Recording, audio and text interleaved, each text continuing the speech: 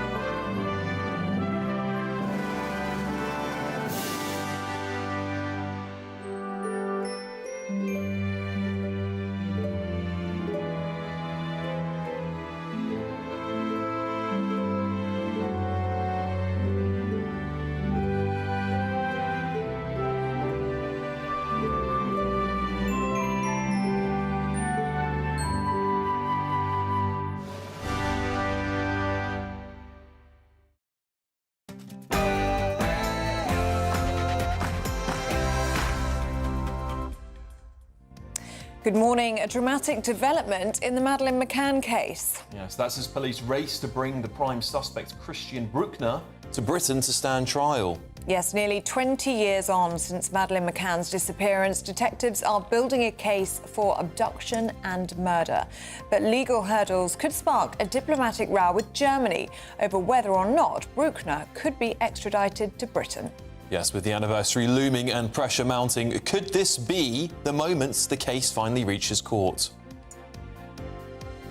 One more small boat crossing the Channel and arrivals will hit a grim milestone of 200,000. It's after a surge of crossings over the bank holiday weekend. And a major escalation in the Strait of Hormuz as the United States destroys Iranian boats and intercepts missiles after launching a new operation to reopen the critical waterway. 2 people are killed in Germany after a car ploughs into pedestrians in Leipzig, with the driver now under arrest. And a moment of honour and remembrance as World War II veterans head to the Netherlands to lead Liberation Day celebrations. Met Gala drama as celebrities boycott Jeff Bezos' involvement. We're going to be debating whether stars should keep their noses out of politics. That's at 7:20 this morning. And sport this morning, it's advantage Arsenal in the title race as Manchester City draw at Everton. Arsenal face Atletico Madrid tonight in the second leg of their Champions League semi-final, and 22-year-old Wu Yiza is the new world snooker champion. Good morning. It's a bright start out there, but cloud will bubble up as the day goes on with some cooler weather also on its way. Find out all the weather details with me a little later. Good morning. It is just gone 6 o'clock. I'm Ellie Costello. And I'm Alex Armstrong, and this is GB News Breakfast.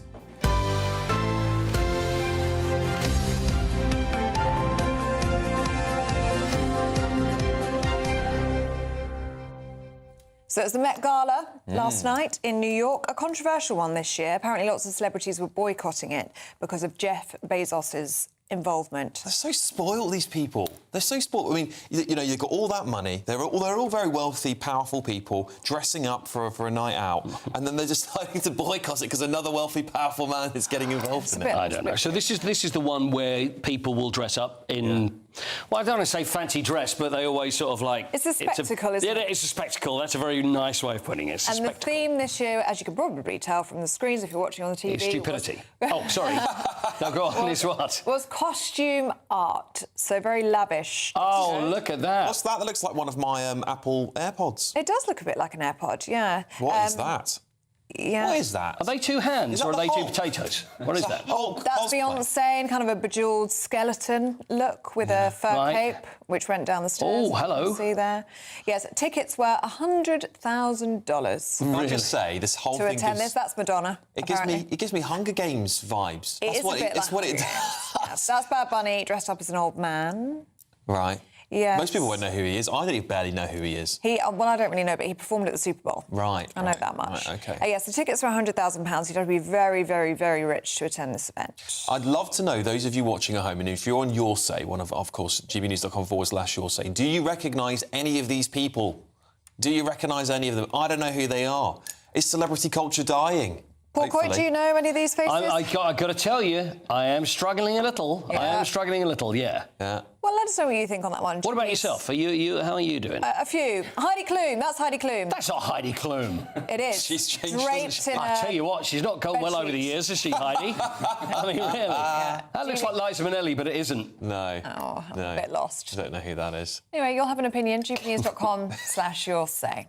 Should we look at our top story today? We should, actually. Let's get on to some real news. The Metropolitan Police are seeking the Madeleine McCann suspect, Christian Bruckner, to face trial in the UK, indeed. Yes, it comes ahead of the 20th anniversary of Madeleine's disappearance, which is next year. Yes, the Telegraph report, Met police detectives believe they have enough evidence for the Crown Prosecution Service to authorise charges into her alleged abduction and murder.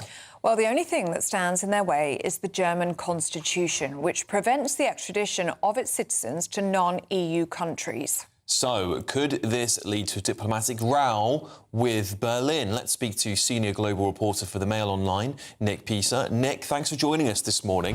Yeah, quite a development. I don't think anyone saw this coming. We have seen the name Christian Bruckner talked about around this case for quite a few years, but we hadn't seemed to have made any progress to getting him over here to the UK. Is it looking likely that, given all of the EU reset that Starmer's done, that we might be able to get this over the line?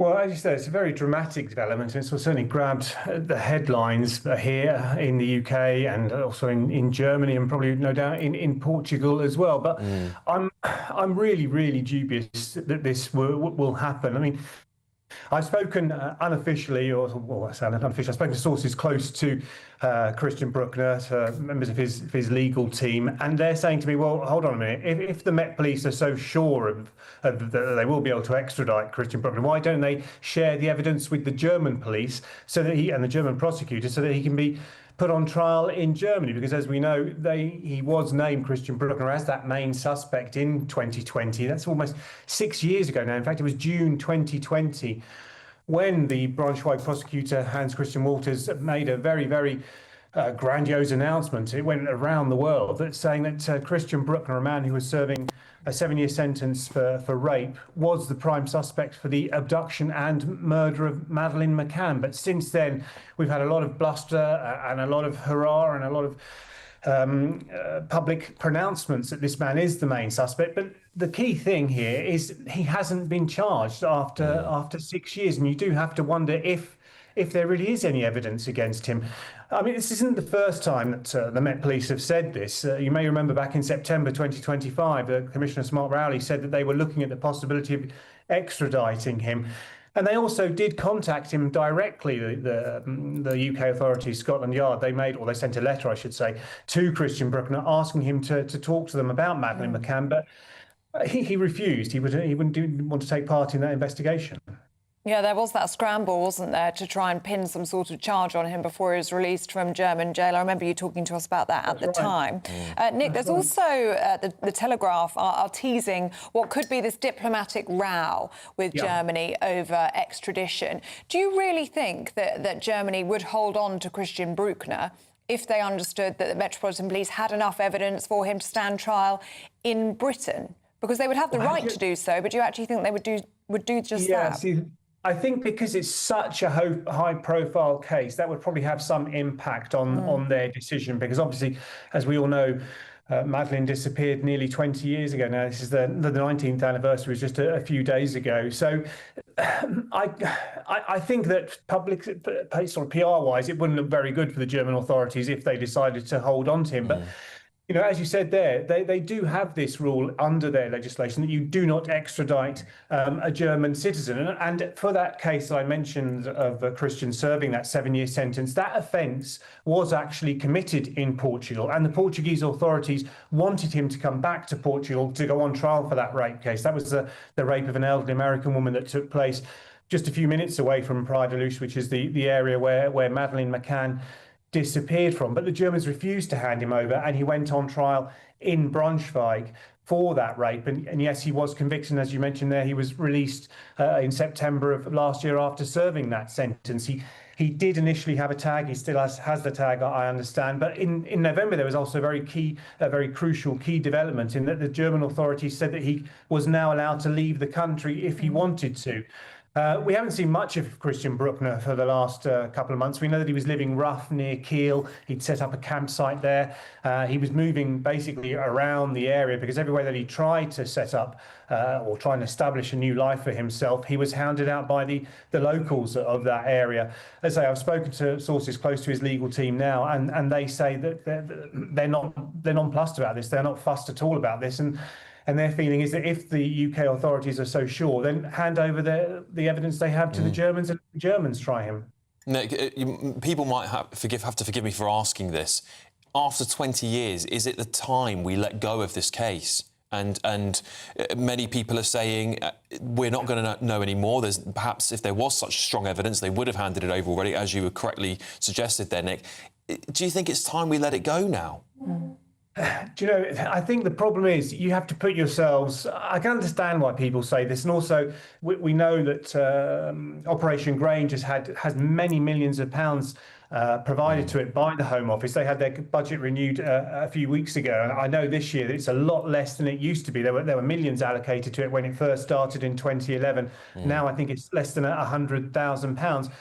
But I suppose you have to put yourselves in the shoes of Kate and Jerry. I mean, here we are 20 years on, and they still just don't know what happened to their daughter. And I think if you have, maybe if you have the resources available, and if you want to try and get some closure for them, then I think for them, then I think it probably is worth going on. As we know, they put a post out on their Finding Madeleine Facebook page the other day saying the search goes on to find Madeleine. We want justice and we want to make the world a safer place. So I think you have an answer to your question there in the terms of Kate and Jerry, Madeleine's parents. But to the wider British public, yes, I can understand the sort of, hey, come on, it's been 20 years, it's time to move on. OK, Nick, thank you so much. You were there, weren't you, in Pride Deluge 20 years ago, so it's really, really good to get your assessment of this latest development, and you're back with us in the next hour on the programmes. Thank you so much. See you shortly, Nick. All right, moving on. Small boats crisis is closing in on 200,000 crossings after another 800 arrivals this weekend. It's a grim milestone, it is, isn't it? And it's ramping up pressure on the Prime Minister, with critics claiming that Labour has lost control of the borders. Yes, with elections looming and rivals accusing Labour of losing control, immigration is once again dominating the political agenda, isn't it? We've got Benedict Spencer, political commentator, joining us this morning. Benedict, thanks for coming in. Once again, small boat migrants are top of the list today, particularly on the front page of The Sun here. A grim number for a government that said it was going to smash the gangs and really stood on a platform. One of its leading platforms was that they could deal with this problem. I mean, there was no sort of better exemplifier of the previous Conservative government having, lost control of itself in the direction that it was going in, and the fact that it was not able to stop the small boats crossings. And as you say, this is something that Keir Starmer said that he would get a grip on, amongst other things, claiming to bring a slightly more mature approach to politics. It hasn't gone well at all. And I think, really, it's just one big example, almost on a daily basis, especially when it gets to the summer, of how a government doesn't fully control everything that it's supposed to. There are certain things at the very top, at the masthead of what a government is supposed to do. And things like law and order, crime, defence and securing your borders are pretty much the reasons why you have a state. And yet ours can't actually do that. And I think the fact that we're getting up to this big round number, I mean, that's about the size of a city like York. The size of York, Yeah, there we go. I mean, I was trying to think, how big was it in relevance to Norwich, say? I think that's somewhere I grew up. And it's, that's the sort of scale that you're talking about. A huge number of people who have come to this country, and as everybody is now able to see, such a small percentage of them, 3 to 4%, have been deported, of almost 200,000. It's staggering. Where do those people go? How do you house them? How do you process them? None of that's entirely clear. And these are very real concerns for people, not simply in big cities, where once upon a time people would think, oh, that's fine, and those people would simply be confined to major urban areas. But as we now see, they're being sort of spread out all around the country because the capacity to actually house them simply isn't there. And as I say, It's a major problem for Keir Starmer. Having said this is something that's going to separate me from those hapless Tories to be sat here going, wow, this is going fantastically well, isn't it? The numbers, in fact, are increasing. And, you can't sit there and say, well, judge me on my record. And people are saying, so what's the big headline figure? 200,000. It's not good, is it? It's not good, and it's not sustainable, is it, Benedict? I mean, we're talking here about a record number of people crossing the size of York. We had 2 women dying trying to cross the Channel in a small boat over the weekend. We haven't even hit the summer months yet. It's going to get bigger, isn't it? What is going to be done about this? We're now hearing that the boats are starting to cross over from Belgium rather than France. This problem's only getting bigger.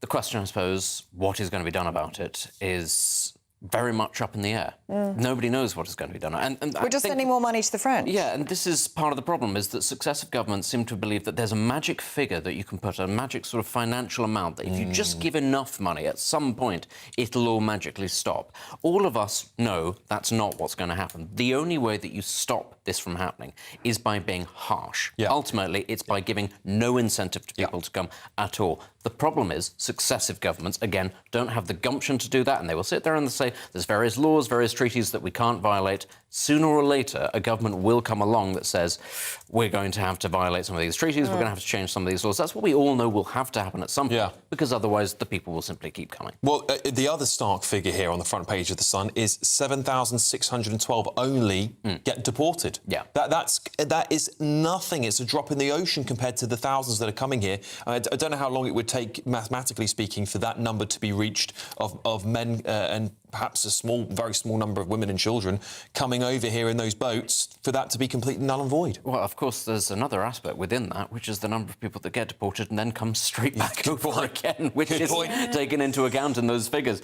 So, even that, you can't necessarily say that that's the number that have been deported and actually end up staying elsewhere. And as I say, with that sort of incentive to say, well, what are your odds of being deported? Maybe 3 or 4%. A lot of people are going to go, wow, that actually sounds pretty good.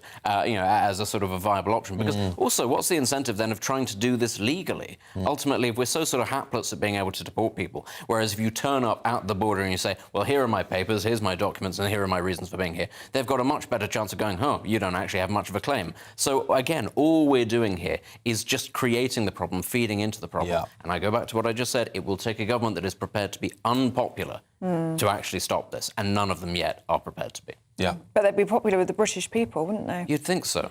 We know this is a huge election issue, isn't it? Benedict, thank you so much. Thank you. Thanks, Benedict. All right, let's have a look at some of the other stories coming into the newsroom, shall we? Yes, Manchester Airport has been ranked the worst in the UK for flight delays. Analysis shows departures were almost 20 minutes late on average last year. The airport says delays are often caused by weather, air traffic control disruption and wider global issues. And the head of the NHS England, indeed, is urging people to consider volunteering with the health service. Sir Jim Mackay, indeed, says volunteers can make a powerful contribution to the National Health Service. Around 70,000 volunteers already support services across England. And campaigners are warning the prison officer crisis is fueling violence, lockdowns and reoffending. New figures show officer experience levels are at their lowest since 2010. The Ministry of Justice insists that pay and staffing are improving.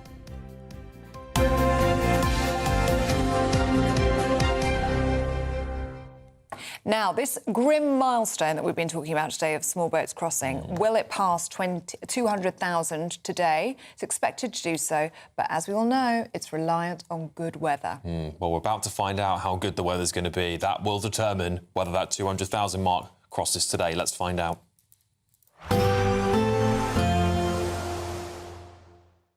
Expect warm spells with the odd rude interruption. Box Boilers sponsors the weather on GB News. Hello there, welcome to your latest GB News weather forecast. It's a bright start out there for most of us, but cloud will bubble up as the day goes on, and for all of us, certainly feeling cooler than it has done over the bank holiday weekend. So as I mentioned, plenty of brightness around first thing this morning, but showers already developing across northern and western parts of the country. And as the day goes on, the cloud will bubble up almost everywhere across the UK. Sunshine at a premium during the middle of the day, but most of us generally stay in dry, but there will still be a few showers around. And note the temperature is certainly down, still potentially reaching the high teens though across the far south of England. Into the afternoon rush hour, and actually things will begin to cheer up again across parts of Scotland. Some sunshine returning here. Still a few showers around, especially across the northern and western Isles. And a very similar story for Northern Ireland. Sunshine returning here, but unfortunately for the main bulk of England and Wales, we will hang on to some cloud and again some spits and spots of rain, although it may well be a fairly cheery end to the day down towards the far southwest of England. Overnight, we will see a lot of the cloud begin to clear away to the south. That will allow plenty of clear skies, especially across more northern parts of the country, and that will allow us to see a fairly widespread frost to develop in the countryside, so gardeners and growers beware of that. Further south, temperatures probably hanging on into mid-single figures in the countryside. So we start Wednesday off on a fairly bright note across the east. Further west we will see some showers, but as the day goes on we will start to pick up some cloud across many eastern areas, maybe some spits and spots of rain too. So come the afternoon, best of the sunshine more towards the western half of the country, although some rain returning up across the very far northwest of Scotland. Temperatures on Wednesday down on Tuesday, potentially only up to the mid-teens across the very far south of England. Expect warm spells with the odd rude interruption. Boxed Boilers sponsors the weather on GB News. Now, do stay with us. Still to come, we're going to be hearing from the government about their call to action to tackle anti-Semitism in the UK. We're going to be speaking to the Housing Secretary, Steve Reed, at 6:45 this morning. Yes, but first, the latest from Germany after 2 people are killed as a car ploughs into pedestrians in Leipzig. And we're talking about that very shortly here on GB News Breakfast with Ellie and Alex.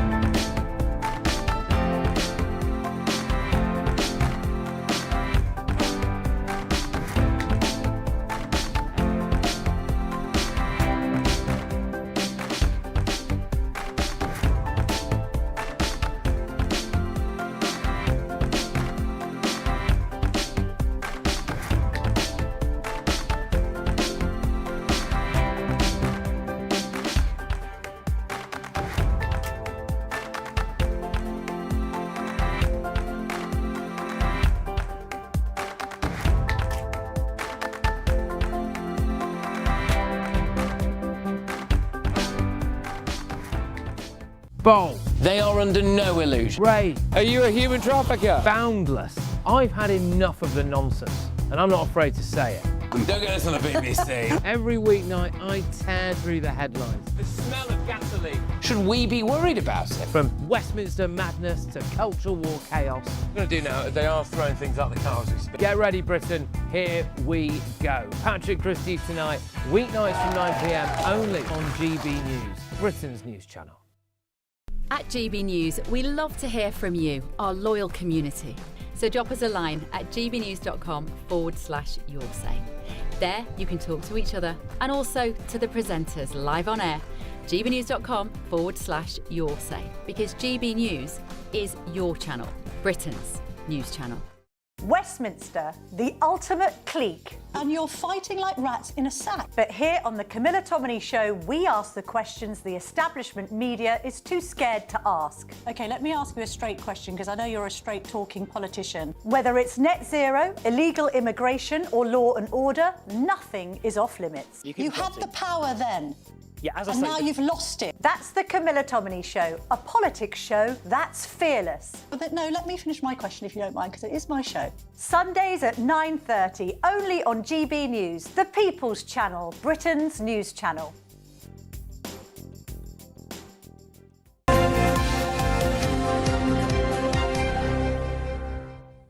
Welcome back. It's 6:23 and it's time now for our daily reflection.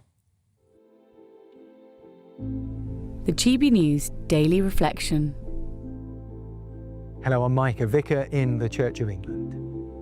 Many of the most satisfying images on the internet are before and after stories.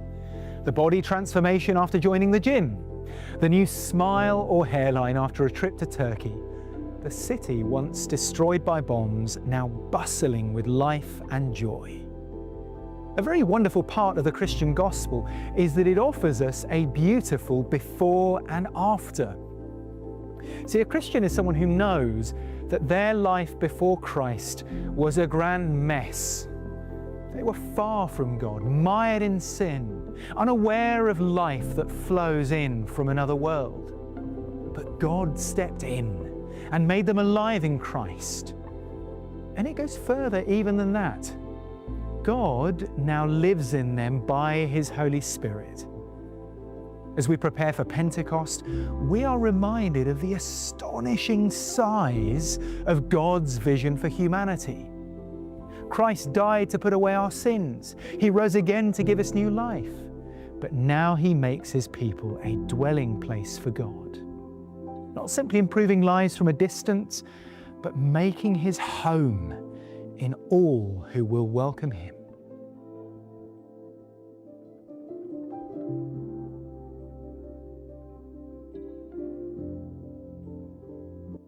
A lovely reflection there, embracing the Lord into your life. Absolutely.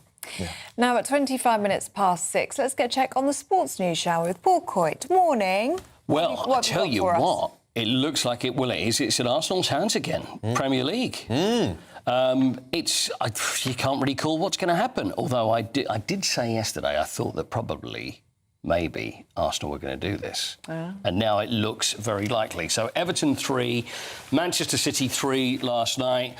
So Man City went 1-0 up and we're thinking, OK, this looks like it's going to be fine. And then a crazy 13 minutes, Everton go and score, try and ruin the party for everybody, quite frankly. In 13 minutes, they score 3 goals, go 3-1 up. Man City get one straight back after that. And then it goes to the 97th minute. There were 6 minutes added on, another little injury. So we're really down to the dying seconds, and then Manchester City equalise. So the way things are looking at the moment, I hate those extra time goals. Do you? You're not liking that? I love the drama of it all. Yeah. But I feel like something about it feels cheating. It's like it's cheating to me. I don't know why. Do you feel that way? Yeah, I do, because I feel like the time of the game is over and you score and you equalise, right? It's stolen valour. That's how I feel. I'm not saying most people agree with me. Eamonn would always say the same thing. Yeah, interesting, really. Oh, yeah, about the time added on. But that's the thing. It seems to be longer and longer. And when we get to the World Cup, we're going to get that 10 minutes, 11. It's like for crying out loud. But the reason it's all happening is because of all the time that's wasted.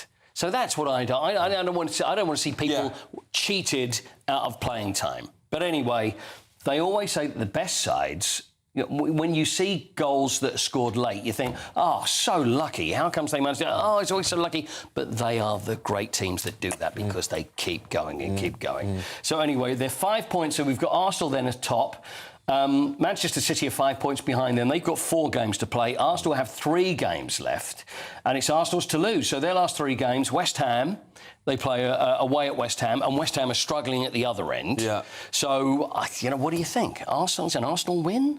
I mean, you can't really... Oh, I don't know. You think because... It's a bit too close to They're not running away with it, are they? I know, and West Ham are desperate to get a result. Yeah. So then they've got Burnley at home, and Burnley are already relegated, so surely that's going to be an Arsenal win. And then it's your lot, Crystal Palace away, the last game of the season. That's right. I just was thinking about West Ham and whether Arsenal might want to let them, just put a bit more pressure back onto you guys. Yeah, but the thing is, if Arsenal do, they're going to wave goodbye to the Premier League. So I don't think there's going to be any chance of that. No schadenfreude there. Yeah. So anyway, it really is all to play for. And Arsenal, they're playing tonight as well. They're playing in the Champions League. It's the semi-final, second leg. Atletico Madrid. Again, all to play for.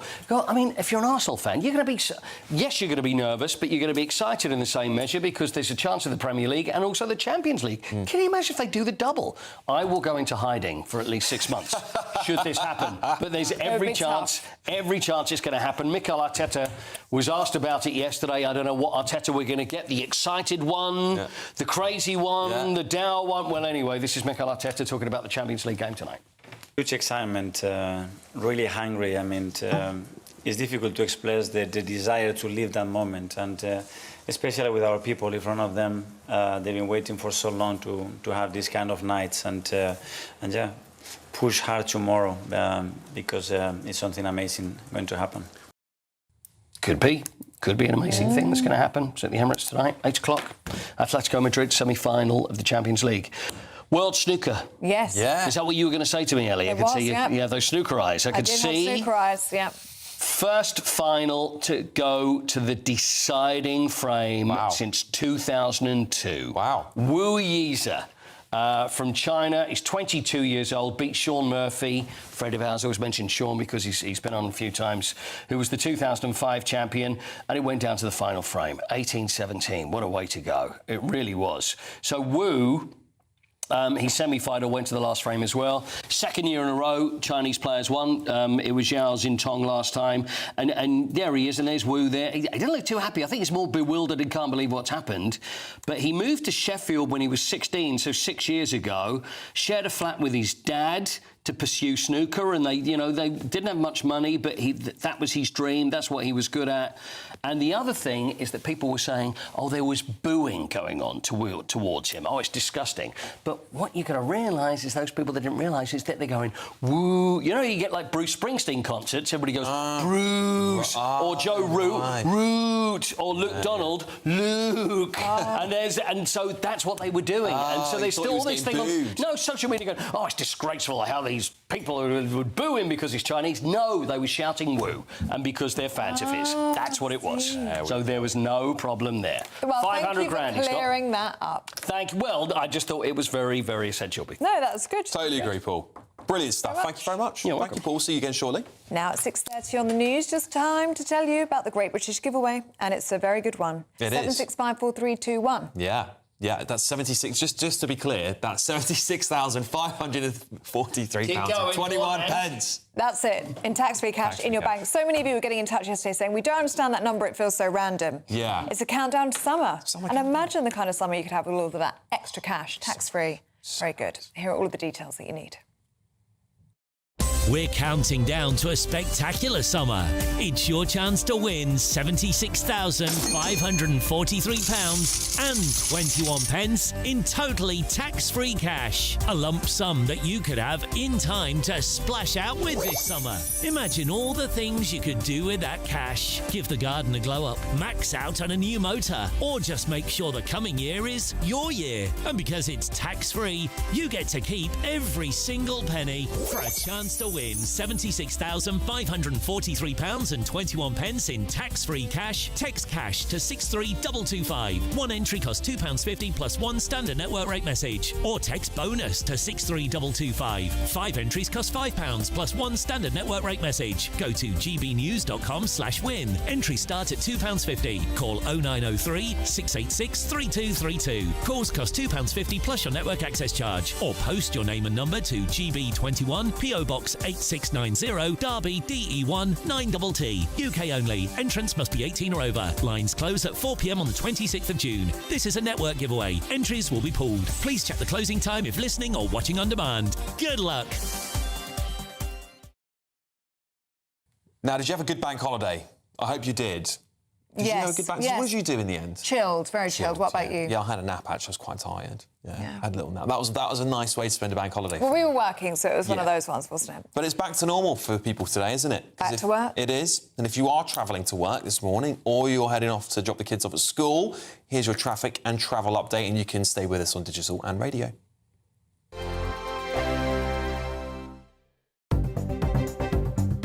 Good morning, this is the latest AI travel news from gbnews.com. The A95 is closed to all traffic between Dufftown and Alton due to overnight planned maintenance with amnesties at 10 this evening, midnight, 2 in the morning and 4 this morning. On the M5 southbound entry slip at junction 22 in Somerset, all lanes remain closed following a crash. Normal traffic conditions are expected between 7:45 and 8 this morning. And on the trains, there is major disruption on the Gatwick Express between Haywards Heath and Three Bridges, as well as disruptions on Great Western Railway between Cardiff Central and Bridgend. For more travel news, go to gbnews.com.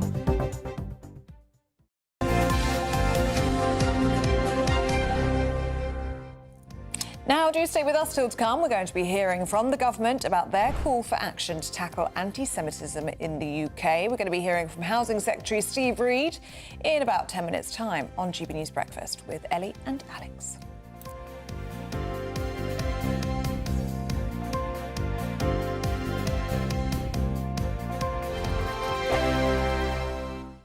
I'm Michelle Dewberry. This is Jubes & Co. with you. Hello everyone, Patrick Christie is here. GB News. Britain's news channel. News channel. Access the stories that matter to you. Take the GB News family with you on any device. And as long as you have an internet connection, tune in to GB News anywhere on the planet or beyond. GB News, the People's Channel, Britain's news channel. Hi, I'm Michelle Dewberry, and my show is your opportunity to cut through all the noise and dive in headfirst to some robust debates. Ideas clash. Situation, isn't it? No, Because the failure is you're deliberately avoiding my point. Nothing's held back, And if you think this is the end of it, wait for more. and we do not shy away from the difficult stuff. Sometimes I want to shake people and say, if only you understood. So join me on Jubes & Co. weeknights at 6 p.m. only on GB News, Britain's news channel. Buckle up, Britain. It's going to be quite a ride. Votes are being cast and counts are gearing up in elections across the country. Everything could change. From the first result to the inevitable aftermath. We'll be across it all. Vote 2026, the people decide. From 11 p.m. Thursday night, only on GB News, Britain's news channel. Does Chopper need a coffee? As soon as it hits 11 and the headlines come in, Late Edition brings you the breaking news from all the front pages. because the news is going to happen. So get a head start today. Patrick Christie's tonight, Late Edition. Alex Armstrong tonight, Late Edition. From 11 o'clock every night. Only on GB News, the People's Channel, Britain's news channel. From the school run to the home run, watch a new show for all of Britain. So he can say whatever he wants. A straight talking show where all voices are heard. And, you know, when are we going to stop talking about smashing the gangs and actually do it? With the stories that matter from every part of our country. There's a bit of a crash landing there for your Chancellor. Bold, fearless and standing up for you. That's me, Martin Daubney, 3 p.m. till 6 p.m. weekdays here only on GB News. The People's Channel, Britain's news channel. Do you trust what you're being told? Good, because neither do I. Those are just facts. I'm Alex Armstrong, and on my show, we'll expose the spin. Well, I want to answer that because you didn't let me last time, because you always speak over me. The broken promises. To deny that is denying the truth. And the hypocrisy. Needs to stop. You think we can allow? Politics, policy, parliament. Nothing is off limits. No sugarcoating, no fear of offence, just the truth laid bare. Tune in every Saturday and Sunday at 9 p.m. for Alex Armstrong Tonight, only on GB News, Britain's news channel.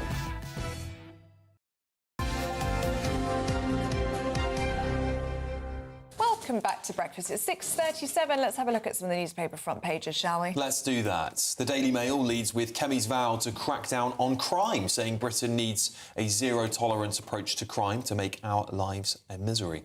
The Telegraph reports that the Metropolitan Police are seeking a UK trial for the main Madeleine McCann suspect, Christian Bruckner, as the Scotland Yard pushes to extradite the German national ahead of the 20th anniversary of her disappearance, which is next year. Can you believe it? I know, yeah. Meanwhile, The Guardian goes with this. Trump's bid to reopen Hormuz pushes region back into the brink of war after the US launched an operation to open the route for ships trapped in the Gulf. And finally, The Sun, a huge headline there today. Just one more small boat and arrivals will hit 200,000. And this comes after a surge over the bank holiday weekend. Yes, and joining us to go through all of the news is journalist Claire Muldoon and broadcaster former Labour MP Bill Ravel. Good morning. Good morning. Good morning, you two. Should we have spoken a little bit about this Madeleine McCann suspect trial at the start of the show, so let's do something a little bit different, shall we? Let's talk about what's going on in Iran, Bill. A 4-week ceasefire in the Gulf didn't really exist, did it? It was sort of on, sort of off. They've got the blockade in place, and now this Operation Freedom or something like that has been launched. The American boats are escorting trapped vessels, essentially, that have been stuck there for weeks to safety. But it sparked more firing against the two regimes last night. Yeah, you shouldn't overstate. I'm not suggesting you're doing that, but one shouldn't overstate the number of ships going through. The US escorted 2 ships before the conflict. It was 145 a day. So it's very limited. I think what's happened is it's a ham-fisted attempt by the Americans to get the Straits of Hormuz open. But I'm kind of thinking, what did the Americans think the Iranian reaction was going to be? And, you know, Trump, as usual, is being very contradictory. On the one hand, saying we're going to blow Iran off the face of the earth. On the other hand, talks are progressing and things are going well. So it's still desperately concerning because it's not only a military conflict that's taking place, it's huge economic impact on all of us. I mean, I filled up my car yesterday, $1.59 a litre. Before this conflict, it was $1.36 a litre. That is going to feed through to prices across the board. There needs to be a settlement. We can't go on like this. And I just desperately hope that we don't lurch back into military confrontation and that diplomacy can work. Well, Iran have got a myriad of issues at the moment, not only with the regime, but also with the ability or inability for them to store the excess oil, the crude oil, that is not being let through the Straits of Hormuz. And whilst they were cuckolding us in the world for economic sanctions on not only the price of oil, we now hear that the United Arab Emirates are coming out of OPEC and introducing conversations with the US to change the petrodollar infrastructure in terms of trading in crude oil. So I think we might see a better economic outlook for us all, as well as hopefully a better global political output for the people of Iran. OK, you two, we'll have to leave it there for just a few moments. We're going to take a break. We're going to hopefully return to you, and then we're going to speak to the government about their latest anti-Semitism pledge. We've got a lot to pack in. For now, though, here is your European forecast. Ready to soak up that holiday sunshine? Won't we need some cover? No worries, all sorted. All Clear Travel Insurance sponsors GB News Travel Destinations Forecast. If you're heading to northern Italy or southern France, then expect some thunderstorms over the next few days. But for most of the Mediterranean, it's set to stay fair and dry and mostly sunny. Although temperatures will be a little bit below par for the time of year, it should still feel pleasantly warm in the sunshine across Portugal and Spain. We do run into those heavy showers, though, for the Balkans and particularly northern parts of Italy. But further south, many parts of Greece and Turkey will be turning increasingly dry over the next few days, with some sunshine around as well. And temperatures around average, so feeling warm in the sunshine. All Clear Travel Insurance sponsors GB News Travel Destinations Forecast.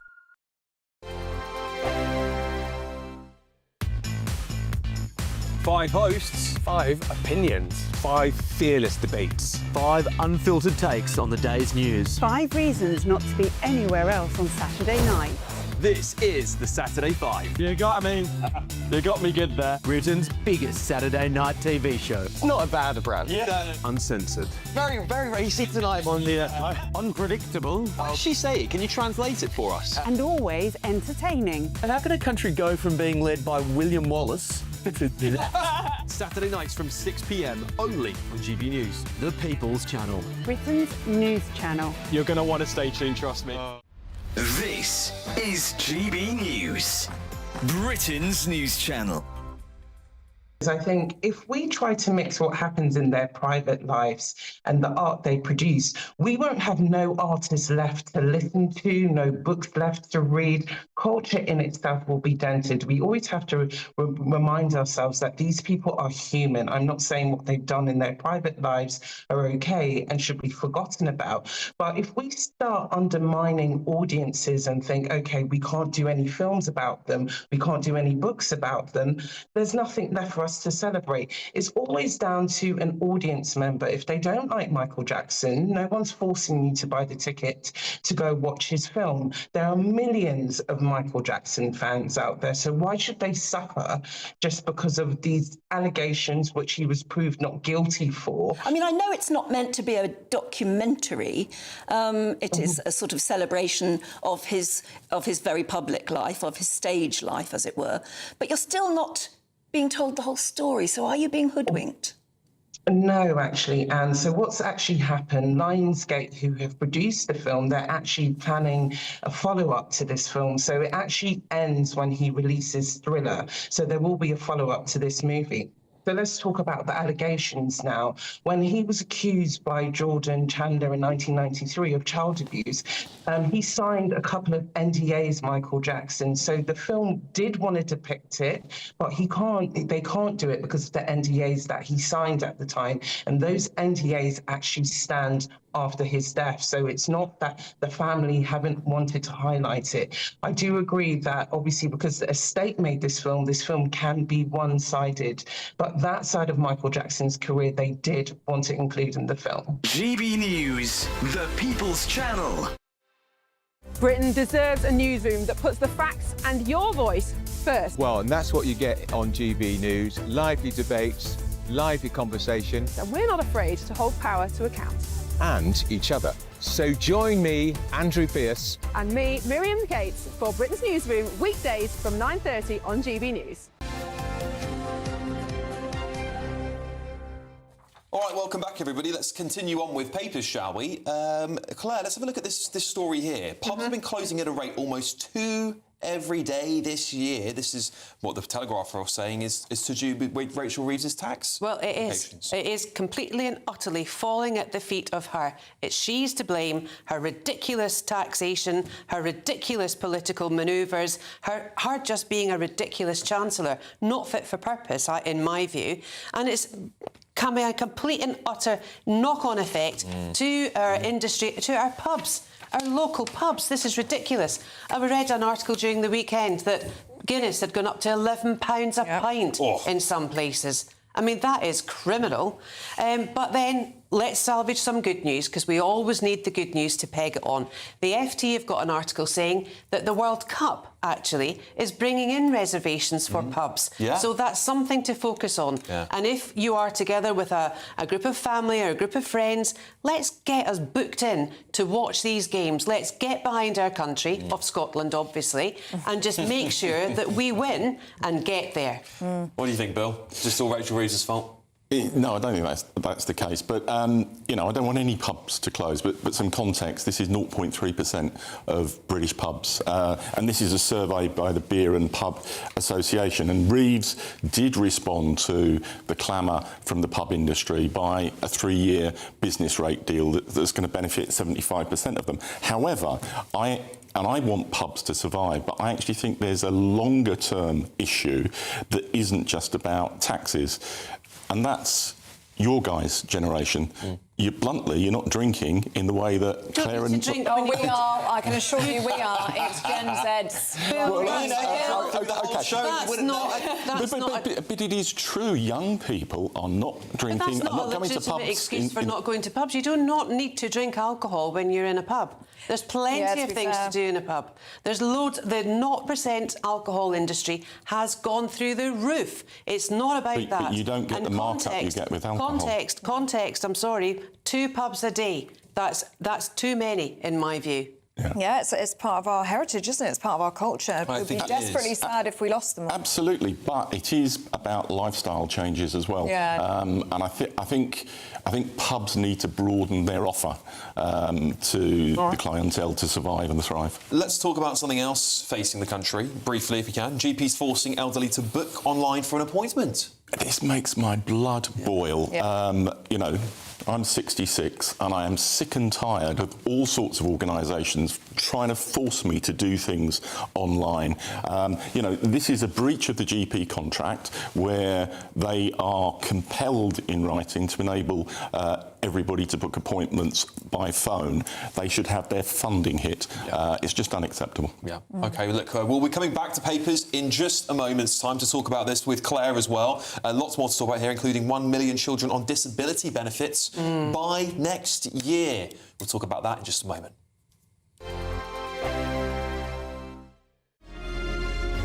Thank you, Britain, for making GB News Radio such a huge success. Whether you're in the car, on the go, or listening at home, thank you for choosing us as your radio station. Good morning, this is the latest AI travel news from gbnews.com. The A95 is closed between Dufftown and Alton due to maintenance, with pauses at 10 this evening, midnight 2 and 4 this morning. On the M5 southbound entry slip at junction 22 in Somerset, all lanes remain closed following a serious crash. Normal traffic conditions are expected after 8:45 this morning. Meanwhile, on the A1M northbound at junction 56 in North Yorkshire, one of 2 lanes is shut due to a collision. Traffic should return to normal between 7:15 and 7:30 this morning. And on the trains, there is disruption on the Gatwick Express and Southern services between Haywards Heath and Three Bridges. For more travel news, go to gbnews.com.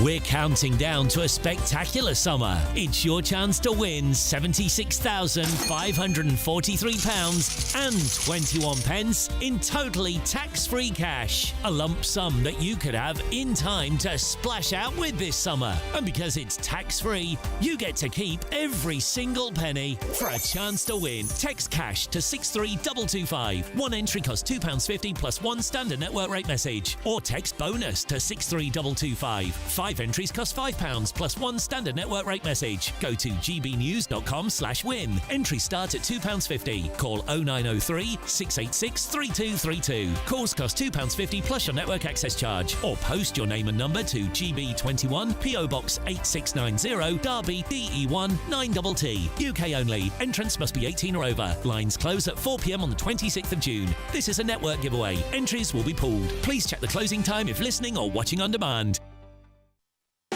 You want to know what's really going on in the corridors of power? Labour don't know what to do with you half the time, and that makes you quite lethal in the chamber. Get behind the headlines with Chopper's Political Podcast. Join me, Christopher Hope, as I sit down with the great and the good of British politics. We'll see where this ruling takes us. These are the stories shaping our nation. Chopper's Political Podcast, available now on all platforms. Listen in and stay ahead. Westminster's full of talk, but out here, it's the real world. Am I allowed to talk then? No, that's it. This is where it matters, real people and real lives. That's what politics is all about. In fact, has Trump made a good start? No. Straight answers, no spin, and just a couple of pints. How many fingers have I got up? About 10. So join me for Lee Anderson's Real World every Friday at 7 p.m, only on GB News. The People's Channel, Britain's news channel.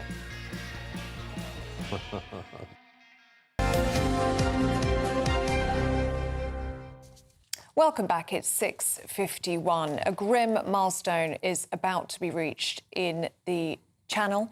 If another small boat crosses today, that will be a total of 200,000 people crossing the Channel since the crisis began 8 years ago. Let's speak to the government, shall we? And Housing Secretary Steve Reid. Very good morning to you, Mr. Reid. It's a grim milestone, isn't it? 200,000 people crossing the Channel. This is a total that equals the population of the city of York. This is completely unsustainable, isn't it? Is it indicative of a government that has lost control? What happened to smashing the gangs? It's unacceptable and it's certainly unsustainable, and that's why the government is taking action to stop it. So we are closely It's not working, is it, when you had the 800 French, people crossing at the on their weekend side and of the 2 channel. women died? That's a lot of people crossing this weekend. It's wholly unacceptable. But the numbers coming across have been falling, and the government has been removing those who are here. It's what happened previously was that the previous government was just putting people in hotels. They weren't being removed from the country if they had no right to be here. That encouraged more people to come. This government has removed now over 60,000 people who had no right to be here. We are closing down the hotels that were full of asylum seekers, opened by the Conservative government, and some of the Conservative ministers who did that now sit in Reform UK. They opened the hotels. We are closing the hotels, and we're able to do that because we are removing people who have no right to be here. If people crossing the Channel know they will be sent back again, they won't come. Well, that's Mr. Reid. That's misleading. Yes, you are sending record amounts of people that shouldn't be here. You're talking about illegal migrants that have come into the country through legal routes, but as those who have come over here on small boats, only 7,612 have been deported. So it's not much of a deterrent, is it? We'll get that many coming into the country in a year, and that's over the course of almost 2 years of government. It's not a very good record to say you've only deported 7,000 illegal migrants. We are removing people who have no right to be here, and because of that we're closing down the asylum seeker hotels, and we are working with the French government to stop, that we can take more action on the French coast to stop people coming across the Channel in the first place. The Prime Minister this weekend was at the European Political Summit, which is about the European Union, but it's about the whole of Europe, not just the European Union, looking at what more we can do with our friends right across Europe, whether they're EU or outside the EU, so we can tackle this problem at source. We can't do it on our own. We're working more closely with the French, and we are deporting more people who have no right to be here than ever before. The source is changing, though, isn't it? It's not just France that we're dealing with now. We're dealing with Belgium. More and more people crossing from Belgium. Those numbers are up every day. The dinghies are also carrying more people than ever before. This is not sustainable. As Alex was referring to there, less than 4% of those crossing the Channel illegally are deported, and there is nothing to stop them from getting back on a small boat and trying again. So what is going to be done about this? Well, as I said, we're not just speaking to the French. The Prime Minister is speaking to our allies right across Europe, and that, of course, would include Belgium, as we're cracking down with the French on routes from northern France into England and the UK. Of course, the people smugglers are trying to shift across to Belgium, so we have to speak with our friends in other countries as well to stop people coming. But putting in place more officials in the Home Office who can identify those who have no right to be here and removing them is working, and it will continue to work. Of course we need to do more, and of course you're right to point to the numbers that have not yet been removed, but we're getting much better at removing people and much faster than the previous government was, to the extent that we are closing down the Conservative asylum seeker hotels that were opened, and let's not forget this, by Conservative MPs who are now in Reform UK. They like to pretend they're holier than thou on this issue. When their MPs were in government, they got it badly wrong and the crisis ran out of control. We are getting a grip on it. Is it fast enough? We want to go faster, but we are getting a grip on it.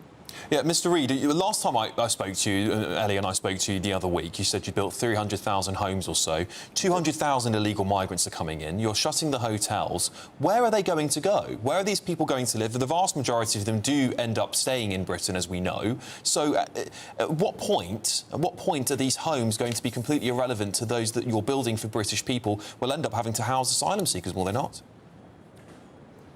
Oh, asylum seekers, let's be clear, have no right to social housing.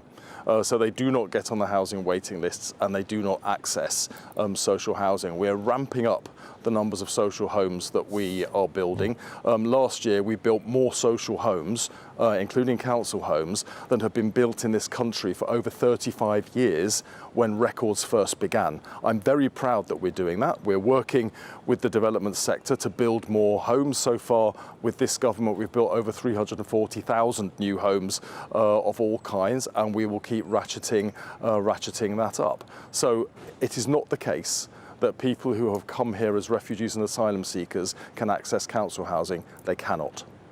Can we talk to you about something very, very important, which is what's being done to tackle anti-Semitism? And you're here to talk about more funding being pledged. 1.5 million, I understand, being pledged by this government to protect Jewish communities. Can you tell us where exactly that funding will be going to? Because there is concern, Mr. Reid, that you can give more money, pledge more money, you can build higher walls, you can hire more security officers to stand outside synagogues and Jewish schools, but nothing, it seems, is being done to actually tackle the deep-rooted hatred that is in some people's minds, which we can see and have seen on those marches with those hateful placards and that awful chanting. Yeah. Well, I mean, I agree with a lot of what you said there. We're putting funding into those communities, and particularly those councils like Barnet that have a very big Jewish community, so they can work with their communities to take action. But we have to tackle anti-Semitism at source. You know, we're putting record amounts of money in to have security around synagogues, Jewish places of worship, Jewish schools, Jewish community centres.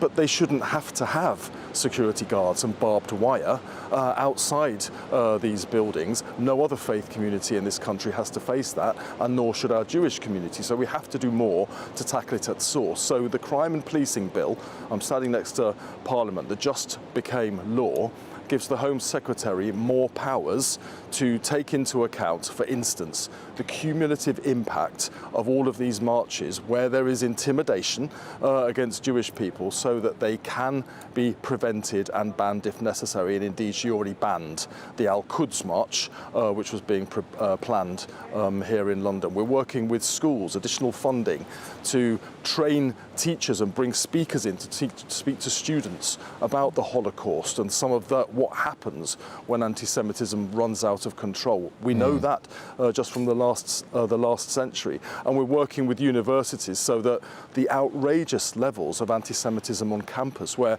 some students have got away with targeting their fellow students just because they are Jewish, that can no longer happen. I think the point underneath all of this is that legitimate debate about the actions of a foreign country should never ever lead to the kind of vile hatred and attacks on British Jews in our country who have nothing to do with that foreign country. A lot of what you're saying will be very welcome to our audience there, but you talk about tackling this at the source. What is the source of all of this? I mean, I think that we often skirt around talking about Islamic extremism in Britain and the rise of that, and we don't hear enough of it. We hear the far right chucked into it, and yes, that is a problem, but it's massively overshadowed by the rise in Islamic extremism. Are we too scared to talk about it?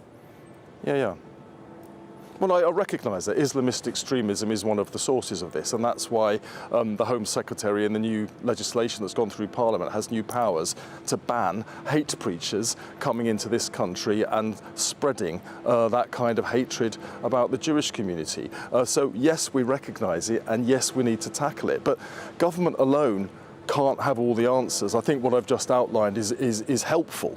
It's going in the right direction, but we need the whole of society to get behind us and call this out for what it is, and that is racism, pure and simple. We need the leaders of all faiths, not just the Jewish faith, but Christians, Muslims, all the other faiths, to come together and call out this racism when we see it. We need civil society leaders, leaders of our communities, leaders of our businesses to call this out for what it is.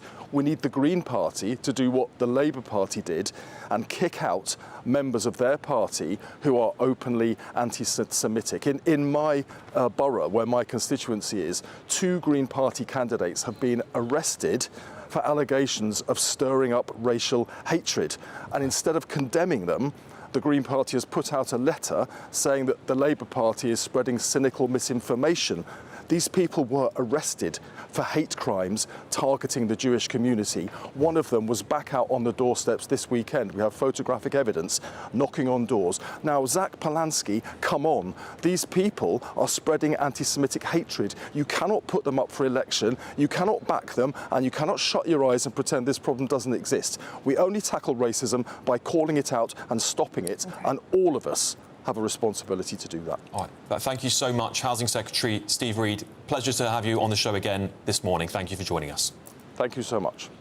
Thank you.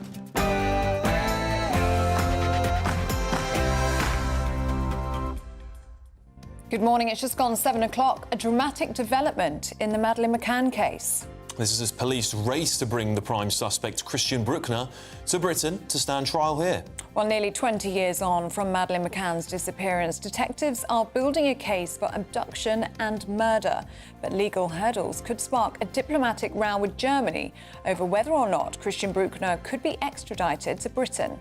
Yes, with the anniversary looming and pressure mounting, could this be the moment the case finally reaches court? Elsewhere today, one more boat and arrivals will hit a grim milestone of 200,000. That's after 800 people made the journey this bank holiday weekend. And a major escalation in the Strait of Hormuz as the United States destroys Iranian boats and intercepts missiles after launching a new operation to reopen the critical waterway. A moment of honour and remembrance as World War II veterans head to the Netherlands to lead Liberation Day commemorations.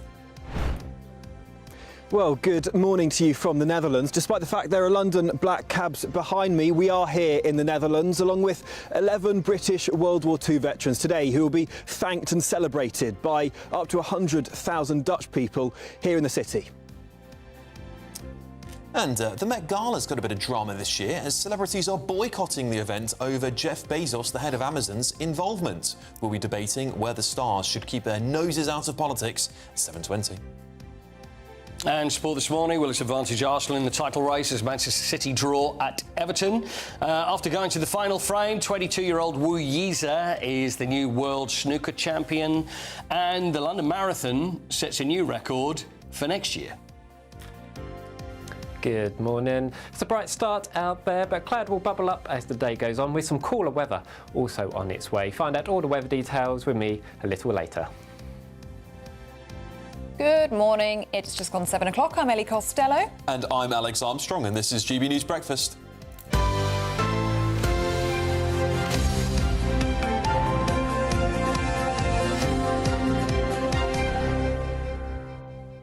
We're all very concerned by this story on the papers this morning about our pubs, our great British pubs. They're under threat at a rate, they're closing at a rate of 2 per day. 2 a day? 2 a day. Yeah, this is in a large part down to tax increases and additional costs since Labour came to power, a rise in national insurance contributions, changes to business rates and wage bills as well. So pubs are finding it really tough out there. There's nothing sadder, is there? Nothing going sadder. Past, wherever you go, going past a pub that's closed, and there's some near me, and they've been like it for years. Yeah. And it's just so sad. It's such a shame, £10 a pint in London the other day. Yeah. That's a unbelievable. critical mark, yeah. In £10 Soho. a pint. Not good. I mean, young people, this is the thing as well, because pubs are tradition. And if you want to get young people to go to the pub, they've got to be able to afford it. And I speak to my younger brothers, they can't afford £10 a pint. Yeah. Can't afford it. But do they drink pints now? Because I've got I just don't believe this rubbish that young people aren't drinking. I don't buy it. Do you not? All the young kids in my family, lots of young boys in my family, they all love a beer. They love a beer. They all proper love a lads, pint. they are. They love a Yeah, they beer. do. They love a pint. We go out to the pub all the time. What did you used to, when you were young? Yeah. OK, when you were 18, it was probably closer for you than it was for me. Yeah. But what did you used to order when you used to go down the pub? Oh, like the first time you went into the pub? My first drink was an Archer's lemonade. Nice. Yep, Classy. classic. I What like about it. Light and bitter.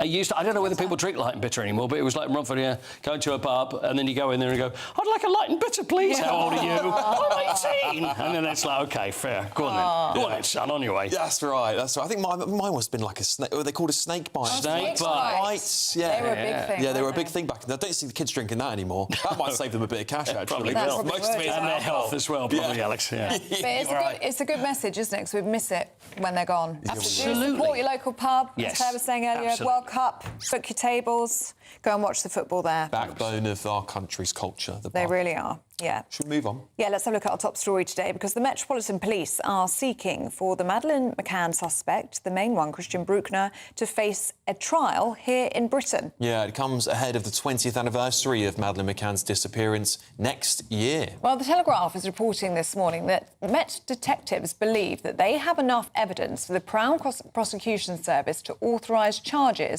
into her alleged abduction and murder. Yeah, the only thing that's standing in their way is the German constitution, which prevents the extradition of its citizens to non-EU countries. So, could this lead to a diplomatic row with Berlin? Well, let's speak now to senior global reporter for the Mail Online, Nick Pisa, friend of the show and the right man to speak to about this story. He was there in Praia de Luge 20 years ago, so you've been through every development over the past 2 decades, haven't you, Nick? What do you make of this latest one, that Metropolitan Police detectives believe they have enough evidence to bring Christian Bruckner to the UK to stand trial?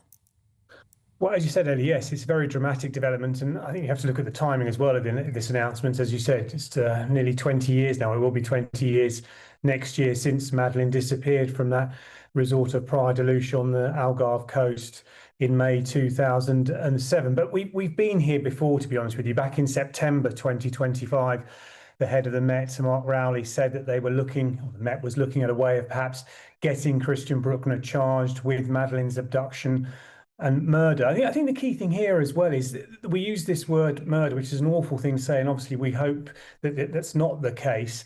But the McCanns have always said that they've not been presented with any evidence to say that Madeleine is no longer here. But to get back to your original question, I mean, yes, it is a very dramatic development, but I really am dubious of anything concrete happening to this. I mean, Christian Bruckner is currently free, as we know. He was released in September 2025 from a 7-year rape sentence that he was given, again, for a crime that was actually committed in very close to Praia de Luge in the early 2000s. But his legal team at the moment publicly aren't saying anything, but privately they're saying, well, hold on a minute, if Scotland Yard are so convinced they have some evidence against Christian Bruckner, why don't you give it to the German authorities and let him be tried in his home country of Germany? Yeah, Nick, and I spoke to you about this in the last hour, but I want to bring it up again because our Your Say audience, gbnews.com/Your Say audience, have been asking this question. And having a look at the statistics, some say up to 75,000 or 100,000 young children go missing every single year in Britain. Many of them, of course, are found and returned home, but many aren't. Aren't we giving too much money and time for one case that just happened to catch the headlines because of how shocking it was, and not spending enough worrying about all the other children that go missing? Yeah, look, I can understand people saying that, because I think, as we mentioned earlier, £13 million has been given by the Home Office to Operation Grange. We should point out that as the years have passed, that amount of funding has diminished. This year they've been given just slightly short of £100,000, which is, when you think about it, in the greater scheme of things, is barely anything, really. I understand that it covers the cost of a detective chief inspector, a detective constable, and one other member of staff. And primarily, it's not even sort of being out and about hunting for clues or looking for evidence. I gather it's sifting through paperwork and investigating possible leads that are worthy of checking out. We should mention, I suppose as well, that Christian Bruckner, let's have a focus on him. He is a convicted rapist. He's also a convicted paedophile, so he fits the description, or he fits the mould of the person that they're looking for. In 2020, huge fanfare, massive press conference by the German authorities naming him as their prime suspect for the abduction and murder of Madeleine McCann. But since then, what have we had? 6 years down the line, we've had no charges against him. And in fact, Christian Bruckner was put on trial 2 years or so ago now in Germany for unrelated sexual offences that took place in the Algarve at the time that Madeleine disappeared. And And he was acquitted of that, and he was eventually, as we know, in September 2025, released. We know also that Scotland Yard did contact him, or they wrote to him asking him for help in their investigation, but he refused that. And just to give a little bit more background, Scotland Yard have known about Christian Bruckner since about 2008, when they were tipped off by him about his name by a German, another German convict, another German criminal who knew Christian Bruckner well and who rang them and contacted them and said, look, you need to take a look at Christian Bruckner. And we know that the Scotland Yard detectives flew out to Athens, where this guy was living at the time, and interviewed him at great length. Yeah. And it's from there that name, Christian Bruckner, was then given to the German authorities who have been conducting their investigation into him. OK, Nick Pisa, thank you so much for joining us this morning on GB News Breakfast. Yeah. And moving on, the small boats crisis is closing in on 200,000 crossings after 800 arrivals this weekend, Ellie. Yeah, and 2 deaths in the Channel this weekend as terrible. well, 2 women. The milestone, a grim milestone, ramps up pressure on Sir Keir Starmer, with critics claiming that Labour has lost control of the country's borders. Benedict Spence, political commentator, is joining us in the studio. Benedict, this is grim. We've just spoken to Steve Reid about it. The government say they're getting on with it. But the reality is, for the vast majority of British people, they'll look at this number and go, this is out of control. Only 7,000 or so of the people that have come here via small boat have been sent back to where they came from. Of course. So on the one hand, you've got the demonstration that the government is not able to deter people from coming. You've got that huge headline figure, which is the size of, a pretty major provincial city in the United Kingdom. That's a huge number of people that have come here. And then, as you say, juxtapose that with the far smaller number of around about 7,000 who have been deported, several of whom are more than likely to have then made their way back over. We already know that that's happened several times. On the one hand, lack of deterrence from the government, unable to say to people and smuggling gangs, actually, it's not worth your while to do, and then unable to deport them back. That's a government that's not in control of its border policy, not in control of its ability to detain people, or indeed to speed up the process of getting people approved or rejected. What does that say about a government that's going to be in charge of almost anything else? Because actually, at the core of a government's function, as well as sort of maintaining law and order, you've got defence, and that includes control of your border. They're not able to control the border. Why then would anybody be surprised when other things, say the NHS, or minor things, like, I don't know, bin collections? Why is it that these sort of things are falling by the wayside if this very large thing that Keir Starmer and his government said that they would fix, that the Tories have not, if they can't get a grip of that, people will be saying it's no surprise that everything else, broadly speaking, is not going particularly well. Local elections obviously coming up. We will see exactly how they are repaid for that. Let's talk about deportation, shall we? Because of that 200,000, only 7,612 people have been deported, so less than 4%. There's actually nothing to stop them from just getting back on another small boat and trying again. Exactly, because when you're talking about those odds of about 3.5%, 4%, you're looking at that in the grand scheme of things. You're thinking, I quite fancy those odds. They're quite good odds, aren't they? Yeah, they are. And especially, it depends, I suppose, how much you're paying in the first place. But clearly, people are prepared to pay an amount in the first place to come over the channel. Well, therefore, what's the issue with doing it again? If indeed the riches that are on offer, that so many people are attracted by, are there, then actually there's plenty to suggest that people would give it another go. And another part of the problem with this is it doesn't really matter how many returns deals you strike with other countries. Ultimately, third world countries are very much in the business of exporting people where they can, because remittances are a huge source of income for third world countries. So it doesn't matter if you can go to somewhere like Albania or Pakistan and say, let's strike up a deal. Those countries might well go, well, yeah, we'll take them, but we're not going to stop them leaving again. Yep, good point, Benedict. I guess this crisis is just not abating, is it? It's not abating, and it's growing. It's growing all the time. The size of York, I mean, it is unbelievable. On top of that, we have legal migration, which, by all accounts, is still 200,000 in the last parliamentary year. This Labour government has brought in 200,000 extra people. That's 400,000 more people in Britain. That's the great unspoken thing about all of this, because we can talk about illegal migration as being the major driver for support for parties like Reform, for instance, but actually legal migration is as much a part of the problem. Simply because people aren't asked on the doorstep as much does not mean, in fact, that they are not happy about the levels of legal migration. The reality is, when we're talking about the problems that are exacerbated by illegal migration, supplies on housing, pressure rather that's placed on things like housing or healthcare, that is as much exacerbated by economically less profitable legal migration. And as we've seen over the last couple of years, huge numbers of people have ticked every box and come here and do not, in fact, contribute to the economy. Don't mind if I interject quickly. Can we Sure. give Shabana Mahmood some credit here? She has been tougher than previous Home Secretaries when tackling visas, hasn't she? She's tried. Yeah. And I'm afraid this is actually, this is where you have to give some leeway to people like Shabana Mahmood, or indeed to Keir Starmer, and we had this also with his attempts to change the welfare system in this country. He does have a huge majority, and he is fighting that huge majority, because a lot of Labour MPs do not feel particularly comfortable going down this route of being hardline. A lot of them are in constituencies where migrant communities actually make up a large part of their voter base. They're not going to be the ones who want to then turn around to those people and go, sorry about that, but we're going to make it harder for you or your relatives or anybody else to come. So it's a really tricky situation, and ultimately it's why I think we've seen Angela Rayner sort of suggesting if she were to come back into the cabinet, she would want Mahmood out. Well, that's political posturing right there, because she understands Mahmood is trying to do something very difficult, and her voters don't like that. Indeed. Benedict Spence, thank you so much for joining us. Thank you. Now, at 17 minutes past 7, 11 British World War II veterans are going to be honoured in the Netherlands today as the Dutch people thank them for helping to liberate their country from Nazi occupation. Yes, 100,000 people are expected to line the streets for the country's main celebration, which takes place in, I can't say that, Wageningen. Well, Will Godley's there, so we can ask him exactly how to pronounce that. That'd be good, yeah. Will, it is such a sad reality, isn't it, that there is this dwindling number of veterans that are here with us. So it's so right that they're being honoured and recognised today.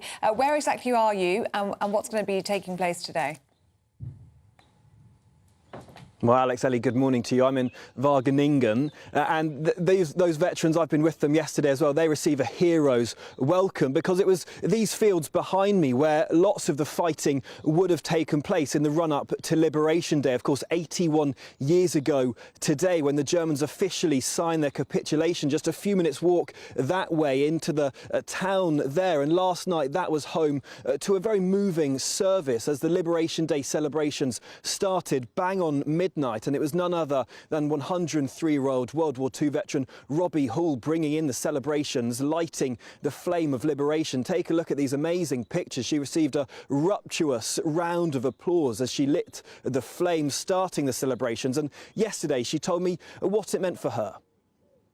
It's a great, great honour as far as I'm concerned, because you're lighting a flame to freedom in memory, really, of all those who lost their lives to give us freedom, because they were so young.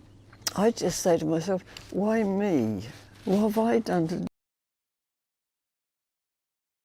deserve? I'll get emotional in a minute. But, yeah, to me, it's a wonderful experience. But if you're wondering how you get 11 World War II veterans, many, of course, over the age of 100, all the way from the UK here in the Netherlands, well, it's the help of the taxi charity for military veterans, and that's why there are so many London black cabs here. And it's the help of these guys. Milton, Richard, thanks for joining us on GB News. Milton, firstly, why are you involved in the charity? So I work for the ambulance service, and we come over and we provide the medical care for the veterans when they need it. Hopefully they don't. But yeah, I've been lucky enough to do this for 5 years now, and we've never had any major issues, so we're here just in case they do. Wonderful. And Richard, it's a hero's welcome these veterans received, and it's a presidential motorcade. You get off the ferry as you drive here. What was that like to be involved with that? It was very moving, and something I'll obviously always remember. Yeah, it was superb. Obviously really well organised, and yeah, so yeah, quite emotional and very moving. So wonderful. And Milton, very quickly, what can we expect today?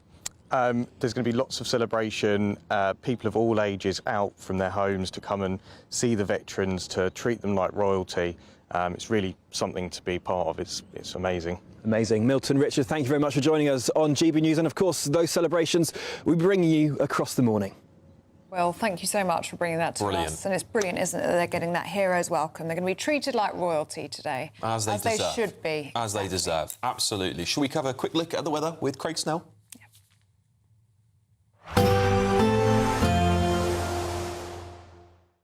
Expect warm spells with the odd rude interruption. Box Boilers sponsors the weather on GB News. Hello there, welcome to your latest GB News weather forecast. It's a bright start out there for most of us, but cloud will bubble up as the day goes on, and for all of us, certainly feeling cooler than it has done over the bank holiday weekend. So as I mentioned, plenty of brightness around first thing this morning, but showers already developing across northern and western parts of the country. And as the day goes on, the cloud will bubble up almost everywhere across the UK. Sunshine at a premium during the middle of the day, but most of us generally stay in dry, but there will still be a few showers around. And note the temperature is certainly down, still potentially reaching the high teens though across the far south of England. Into the afternoon rush hour, and actually things will begin to cheer up again across parts of Scotland. Some sunshine returning here. Still a few showers around, especially across the northern and western Isles. And a very similar story for Northern Ireland. Sunshine returning here, but unfortunately for the main bulk of England and Wales, we will hang on to some cloud and again some spits and spots of rain, although it may well be a fairly cheery end to the day down towards the far southwest of England. Overnight, we will see a lot of the cloud begin to clear away to the south. That will allow plenty of clear skies, especially across more northern parts of the country, and that will allow us to see a fairly widespread frost to develop in the countryside, so gardeners and growers beware of that. Further south, temperatures probably hanging on into mid-single figures in the countryside. So we start Wednesday off on a fairly bright note across the east. Further west we will see some showers, but as the day goes on we will start to pick up some cloud across many eastern areas, maybe some spits and spots of rain too. So come the afternoon, best of the sunshine more towards the western half of the country, although some rain returning up across the very far northwest of Scotland. Temperatures on Wednesday down on Tuesday, potentially only up to the mid-teens across the very far south of England. Expect warm spells with the odd rude interruption. Box Boilers sponsors the weather on GB News. We've had some lovely views, haven't we? We have, yes, some lovely views. Joe here says, my uncle Donald fell in 1944 and is buried in the war cemetery in Venray, Holland. Beautiful, beautiful, and what a hero. Yeah, what a hero. Well, we thank him for his service to our country. Mary says, how lovely were those two young men working for the taxi charity for veterans. They are. They're a wonderful charity. We've had them on the programme before, we have. haven't we? Brilliant Fantastic charity. work that they do, so if you can support them, yes. As you can see, they do wonderful work. Indeed. Shall we move on? Still to come, Met Gala drama. Celebrities, spoiled celebrities in my opinion, are boycotting the event over Jeff Bezos, the head of Amazon's involvement. We'll be debating whether stars should keep their noses out of politics very shortly.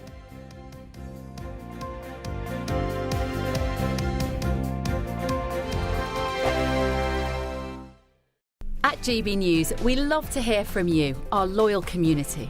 So drop us a line at gbnews.com/yoursay. There you can talk to each other and also to the presenters live on air. gbnews.com/yoursay, because GB News is your channel, Britain's news channel.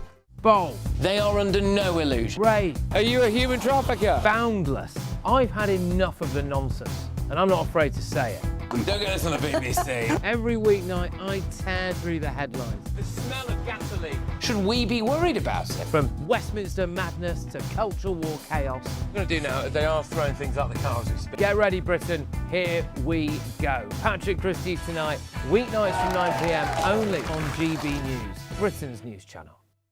Britain deserves a newsroom that puts the facts and your voice first. Well, and that's what you get on GB News. Lively debates, lively conversation. And we're not afraid to hold power to account.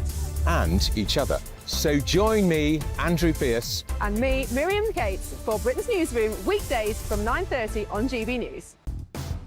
Do you trust what you're being told? Good. because neither do I. Those are just facts. I'm Alex Armstrong, and on my show, we'll expose the spin. Well, I want to answer that because you didn't let me last time, because you always speak over me. The broken promises. To deny that is denying the truth. And the hypocrisy. Needs to stop. You think we can allow? Politics, policy, Parliament. Nothing is off limits. No sugarcoating, no fear of offence, just the truth laid bare. Tune in every Saturday and Sunday at 9 p.m. for Alex Armstrong Tonight, only on GB News, Britain's news channel. Hi, I'm Michelle Dewberry, and my show is your opportunity to cut through all the noise and dive in headfirst to some robust debates. Ideas clash. Situation, isn't it? No, because the failure is you're deliberately avoiding my point. Nothing's held back. And if you think this is the end of it, wait for more. And we do not shy away from the difficult stuff. Sometimes I want to shake people and say, if only you understood. So join me on Jubes & Co. weeknights at 6 p.m, only on GB News, Britain's news channel. Westminster, the ultimate clique. And you're fighting like rats in a sack. But here on the Camilla Tominey Show, we ask the questions the establishment media is too scared to ask. OK, let me ask you a straight question, because I know you're a straight-talking politician. Whether it's net zero, illegal immigration or law and order, nothing is off limits. You had the power then. Yeah, as I and say, now you've lost it. That's the Camilla Tominey Show, a politics show that's fearless. But no, let me finish my question if you don't mind, because it is my show. Sundays at 9:30, only on GB News, the People's Channel, Britain's news channel.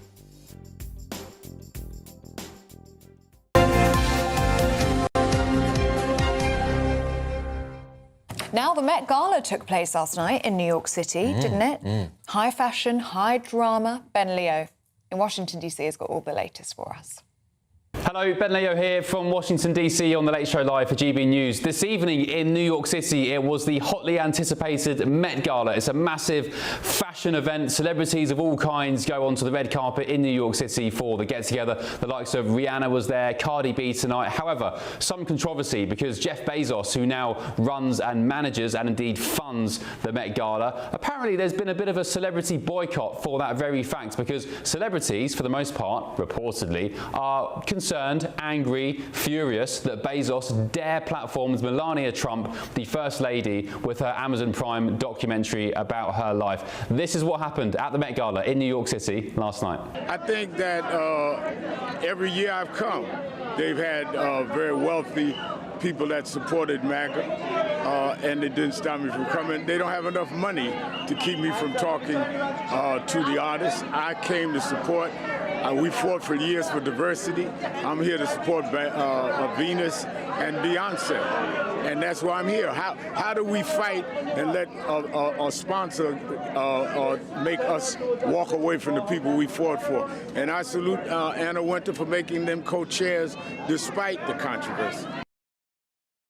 Well, there you have it. That's what some of the celebrities thought about it all. But critics say the billionaire Jeff Bezos has bought his way in, with activists staging protests near the venue. Yeah, but it won't be lost on people that tickets to the Met Gala last night cost £100,000. These are very rich celebrities in themselves who are attending this event. Ironically, buying their way in. Well, you could say that, yeah. So we're asking this morning, should celebrities keep their noses out of politics?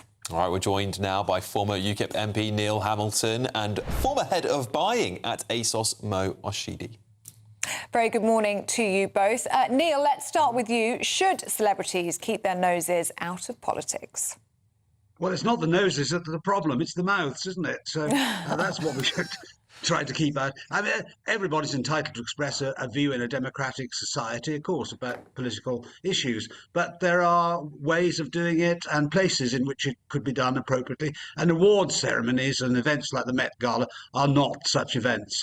And the trouble is with a lot of these celebs, almost all of them, in fact, what they say is so embarrassing to them. If only they could hear themselves speaking, because they just usually talk woke gibberish, and it's so predictable and so boring. And you know, I've debated with Gary Lineker a number of times, and I always say to him, you know, why don't you stick to doing what you do best, kicking balls, rather than talking it? And we alluded to it there, didn't we, Neil? But the tickets to the Met Gala are $100,000. These celebrities who are accusing the Amazon boss, Jeff Bezos, of buying his way in and buying influence, well, they've had to quite literally had to buy their way into the Met Gala. Well, of course. Jeff Bezos is an enormous benefactor to humanity, I think, because Amazon has been a fantastic success story and which has transformed the way in which people get their goods and services. And it's really speeded up the world of commerce and reduced costs. So we need entrepreneurs like Bezos. And I don't know what his political views are on anything. I couldn't care less. But the idea that some performative actress or actor thinks that he knows better than Jeff Bezos how to run a business and what have they done in comparison with him to benefit humanity. I just don't understand where they're coming from. So I don't think that they're doing themselves any good by just showing themselves up. It's the old adage, isn't it? I just want to bring in somebody who does know about fashion. Mo Oshodi's here, the former head of buying at ASOS. Mo, is there a place for politics when it comes to celebrities? See, I believe that there is, because I believe, as we all agree, that we should live in a place of free speech. Celebrities are humans, they have opinions on events which happen around them.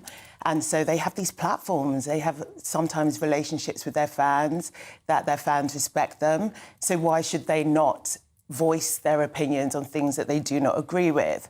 I do think it's interesting, there was this whole drama about the fact that people thought that Meryl Streep not attending was a really pointed message in regards to Jeff Bezos and Lauren Sanchez Bezos being co-hosts this year. However, Meryl Streep has been invited multiple times and has never attended. So it could have been that this story was actually just fanned up for dramatic purposes. In the end, a lot of celebrities attended. Beyoncé was there for the first time in 10 years, and it was still a huge event. But I do actually believe that celebrities have the right to voice their opinions. We've seen people like Leonardo DiCaprio use his platform to raise awareness of climate change and bring subjects which are close to their heart onto a public platform. Neil, you're shaking your head, but you are a staunch defender of free speech, aren't you? What do you think of Mo's point? Yeah, I am a defender of free speech, of course, and Leonardo DiCaprio can give us the benefit of his unparalleled wisdom on climate change wherever he likes, except in inappropriate situations. It's not appropriate at an event like the Met Gala, which is not a political event, to make a political speech or make a political point. I mean, 10 years ago, Meryl Streep made a rant about Donald Trump, who'd just been elected President of the United States at some great awards ceremony, which was completely inappropriate in my view. People don't go to these events in order to be preached at by lefty celebrities who live lives completely divorced from the people that they purport to represent in their gated communities in Bel Air or Montecito or wherever. And that's the point about these people. They live lives of staggering hypocrisy. They like to wear their hearts on their sleeves, but actually they don't allow the poor in at their gates. Yeah, Neil, I happen to agree with you on this one, but we'll leave it there. Thank you so much for joining us this morning. That's former UKIP MP Neil Hamilton. And we'll stay with you, Mo, while you're here, because we want to talk about the fashion of it all. Yeah, what did you make of the looks last night? So the theme was costume art, Mo. What caught your eye? Costume art. So I thought one of the most dramatic ones was Heidi Klum and the fact that she came as a statue. She looked like the Statue of Liberty, didn't she? Because we have a radio audience as well, Mo. So describe what she was wearing for us. She was wearing, it almost looked like a marble effect, cream draped costume on her body. So she's known for hosting these parties at Halloween where she wears really dramatic costumes, and so we kind of expected that this would be what she would do, and she turned up to the event and she caught attention. She certainly did, didn't she? I think Beyonce as well. Yes, should we talk about Beyonce? So as you were saying, first time she's actually attended the Met Gala in 10 years. What was her outfit of choice? So she came in an Olivier Rousteing silver skeleton dress, which also taps into the theme of the body as art. And so she looked quite striking, and she actually turned up with her entire family. There was a lot of emphasis on the body. I think you mentioned previously, like in Kylie Jenner's costume. Yeah, I think we've got a photo of Kylie Jenner that we can show you, if you haven't seen this one. She looked naked, didn't she, from the waist up? Oh, dear. What do you make of that, Alex? Yeah, I look, it's all about being provocative, isn't it? It's all about capturing attention of people to be one of the people that we talk about here, I'm sure, in the media, right? You want to make the best dresses. Yes. You know, it's a great platform for these celebrities. To be invited is a huge honour. And the fundamental thing with the Met Gala is it is a fundraising event. It is for the arts. It is for fashion. It celebrates cultural icons of the moment. And so to be invited by Anna Wintour, the gatekeeper of taste, is a huge honour. I thought here, I didn't recognise half the people. I'm 35. I didn't recognise half the people. Maybe I'm getting old really quickly. I don't know. Maybe it's just me. You wouldn't recognise them in the outfits, Yeah, maybe that's what it is. I think that's what it is. Mo, really good to see you again. Thank you so much, and really good to go through some of those looks with you. Brilliant stuff. All right, time now for a great British giveaway. I love this one. Me too. And why do you like it? Because it's a nice little countdown to summer. It is a nice little countdown to summer. £76,543.21 precisely. Yeah, 76543321. If you didn't get it, there you go. Very good. Yeah, here are all of the details that you need. There's a totally tax-free £76,543.21 in cash to be won. Cash to spend on anything you like. That's like having over £6,000 extra to spend each month for a whole year. You could spend it on a bucket list holiday, treats for all of the family, or just save it for a rainy day. Just make sure you don't miss your chance to win £76,543.21 for a chance to win £76,543.21 in tax-free cash. Text cash to 63225. One entry costs £2.50 plus one standard network rate message. Or text bonus to 63225. 5 entries cost £5 plus one standard network rate message. Go to gbnews.com/win. Entries start at £2.50. Call 0903 686 3232. Calls cost £2.50 plus your network access charge. Or post your name and number to GB21 PO Box 8690 Derby DE1 9TT. UK only. Entrance must be 18 or over. Lines close at 4 p.m. on the 26th of June. This is a network giveaway. Entries will be pulled. Please check the closing time if listening or watching on demand. Good luck. Good luck, everybody. Good luck indeed. Still to come. Paul Coyte's here with your sport. Paul, do you like Stevie Nicks? I love Stevie Nicks. Yeah, you love Stevie Nicks, right? Did you recognise Stevie Nicks there? She was there. I didn't spot Stevie She was Nicks. there with the top hat on. Oh, was she? Yeah, she was there. Top Scouser says Stevie Nicks beautiful as ever. Yeah, absolutely, yeah. Should I do a little sport for you? Yeah. For the first time in 24 years, the World Snooker Championship final went down to the very final frame last night, and I will have more coming up for you in just a second. Add some Stevie Nicks too, if you play your cards right.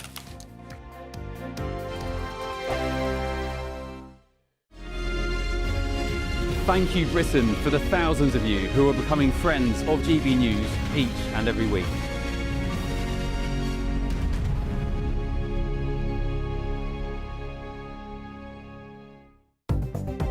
Good morning, this is the latest AI travel news from gbnews.com. The A95 remains closed to all traffic between Dufftown and Alton due to planned maintenance overnight. Meanwhile, northbound on the A1M at junction 56 in North Yorkshire, all lanes are shut following a serious incident, with normal traffic expected to resume shortly after 7:45 this morning. In Somerset, the M5 southbound entry slip road at junction 22 is currently closed because of a crash, with cameras confirming clearance around 9:45 this morning. And on the trains, there is major disruption on the Gatwick Express and Southern services between Haywards Heath and Three Bridges. For more travel news, go to gbnews.com. Westminster's full of talk, but out here, it's the real world. Am I allowed to talk then? No, that's it. This is where it matters, real people and real lives. That's what politics is all about. The fact is Trump made a good start. No. Straight answers, no spin, and just a couple of pints. How many fingers have I got up? About 10. So join me for Lee Anderson's Real World every Friday at 7 p.m. only on GB News. The People's Channel, Britain's news channel. Buckle up, Britain. It's going to be quite a ride. Votes are being cast and counts are gearing up in elections across the country. Everything could change. From the first result to the inevitable aftermath. We'll be across it all. Vote 2026, the people decide. From 11 p.m. Thursday night, only on GB News, Britain's news channel. Does Chopper need a coffee? Exciting news. Every Friday, my Patrick Christie's Tonight Show is going to have a twist to it. We're welcoming some special guests. You. That's right, on Fridays I'm going to be doing my show in front of a live studio audience because this show is about you and what you have to say. It's going to be the same big debates, same big topics, same big opinions. But every Friday night at 9 p.m, you are invited to come on down to Patrick Christie's Tonight to be a part of the action. Only on GB News, the People's Channel, Britain's news channel. You want to know what's really going on in the corridors of power? Labour don't know what to do with you half the time, and that makes you quite lethal in the chamber. Get behind the headlines with Chopper's Political Podcast. Join me, Christopher Hope, as I sit down with the great and the good of British politics. We'll see where this ruling takes us. These are the stories shaping our nation. Chopper's Political Podcast, available now on all platforms. Listen in and stay ahead.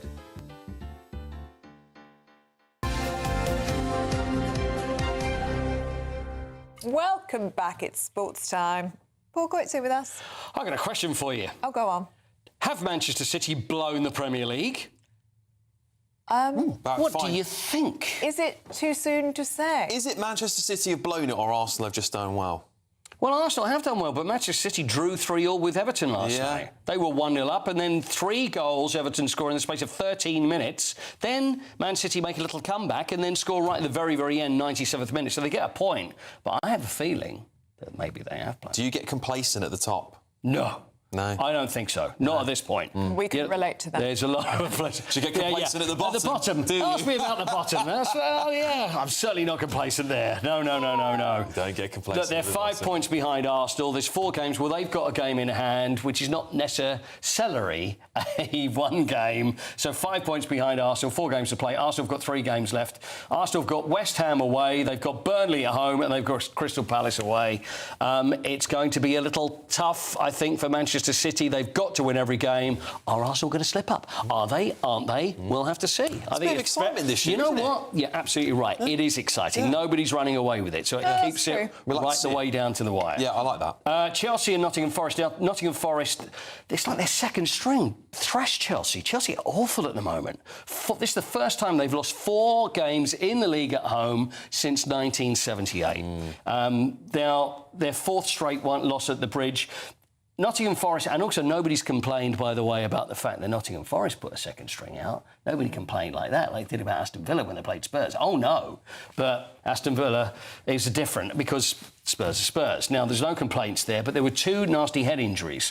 Now, one I want to mention, 18-year-old Jesse Derry. Now, Jesse is the son of Sean Derry, who played for Queen's Park Rangers, played for Leeds, and is also, I know, watches the show every day. As does Joe as well. I know Jesse has, so we want to wish Jesse well. Yeah, he's 18 years old. It was his first game playing in the first team in the Premier League for Chelsea.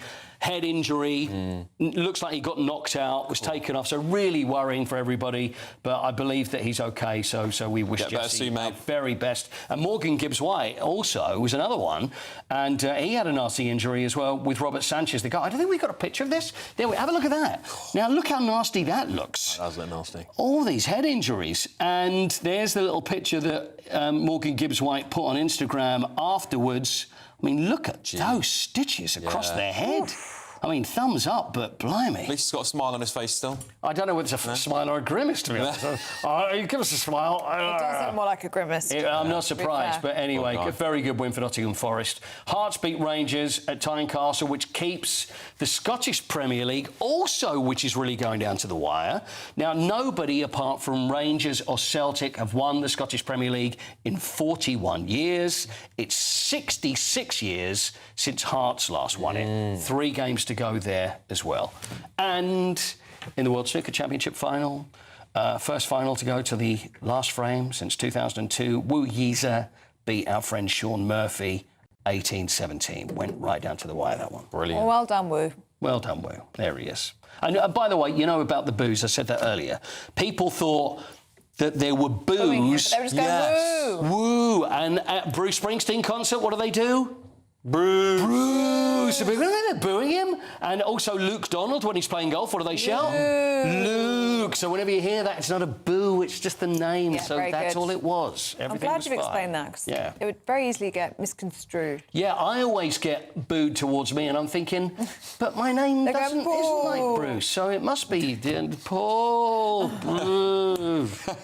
I'll work on that one. Because maybe if I change my name to Bruce, then maybe I won't take it so personally. Well, there you go. Yeah. Middle name? Michael. Oh, that's Can't a do it nice with name. Michael, can you, Paul either? Michael. Yeah. Well, thank you, Paul Michael Coit. Well, thank you very Michael much, Coit, Elizabeth. that It's was- much appreciated. All right, coming up, we've got all the front pages with Claire Muldoon and Bill Rammel. But first, we're going to get your forecast for our top European destinations. Can't wait to get in that sea. Lovely and warm. Just like the feeling of having great travel insurance. All Clear Travel Insurance sponsors GB News Travel Destinations Forecast. If you're heading to northern Italy or southern France, then expect some thunderstorms over the next few days. But for most of the Mediterranean, it's set to stay fair and dry and mostly sunny. Although temperatures will be a little bit below par for the time of year, it should still feel pleasantly warm in the sunshine across Portugal and Spain. We do run into those heavy showers, though, for the Balkans and particularly northern parts of Italy. But further south, many parts of Greece and Turkey will be turning increasingly dry over the next few days, with some sunshine around as well. And temperatures around average, so feeling warm in the sunshine. All Clear Travel Insurance sponsors GB News Travel Destinations Forecast. Westminster, the ultimate clique. And you're fighting like rats in a sack. But here on the Camilla Tominey Show, we ask the questions the establishment media is too scared to ask. OK, let me ask you a straight question, because I know you're a straight-talking politician. Whether it's net zero, illegal immigration or law and order, nothing is off limits. You had the power then. Yeah, as I and say, now you've lost it. That's the Camilla Tominey Show, a politics show that's fearless. But no, let me finish my question if you don't mind, because it is my show. Sundays at 9:30, only on GB News, the People's Channel, Britain's news channel. This is GB News, Britain's news channel. I'm delighted to be joined by the Chelsea pensioner, the Korean War veteran and the winner of Britain's Got Talent, Colin Thackeray. Colin, welcome to the show. Oh, look at you, mate. You look like an absolute legend. You're in your full Chelsea pensioner gear, of course you are. You're going to sing for us now on St Patrick's Day. First of all, please, sir, a fine rendition for King, for Country, A Vow to Thee. Right. Ready to go now? Yes, sir. I vow to thee, my country, all earthly things above, entire and whole and perfect, the service of my love, the love that asks no questions, the love that stands the test, that lays upon the altar the dearest and the best, the love that never falters, the love that pays the price, the love that makes undaunted the final sacrifice. You've brought a tear to my eye and no doubt to many, many people listening at home. 96 years old, can you believe it? Colin Thackeray, a very, very beautiful St George's Day. Michelle Dewberry, you joined me in the studio. What a rendition that was. Magnificent. Come on, I'm going to give you a hug. What a man. Let me tell you something. They do not make them like that anymore. They don't, do they?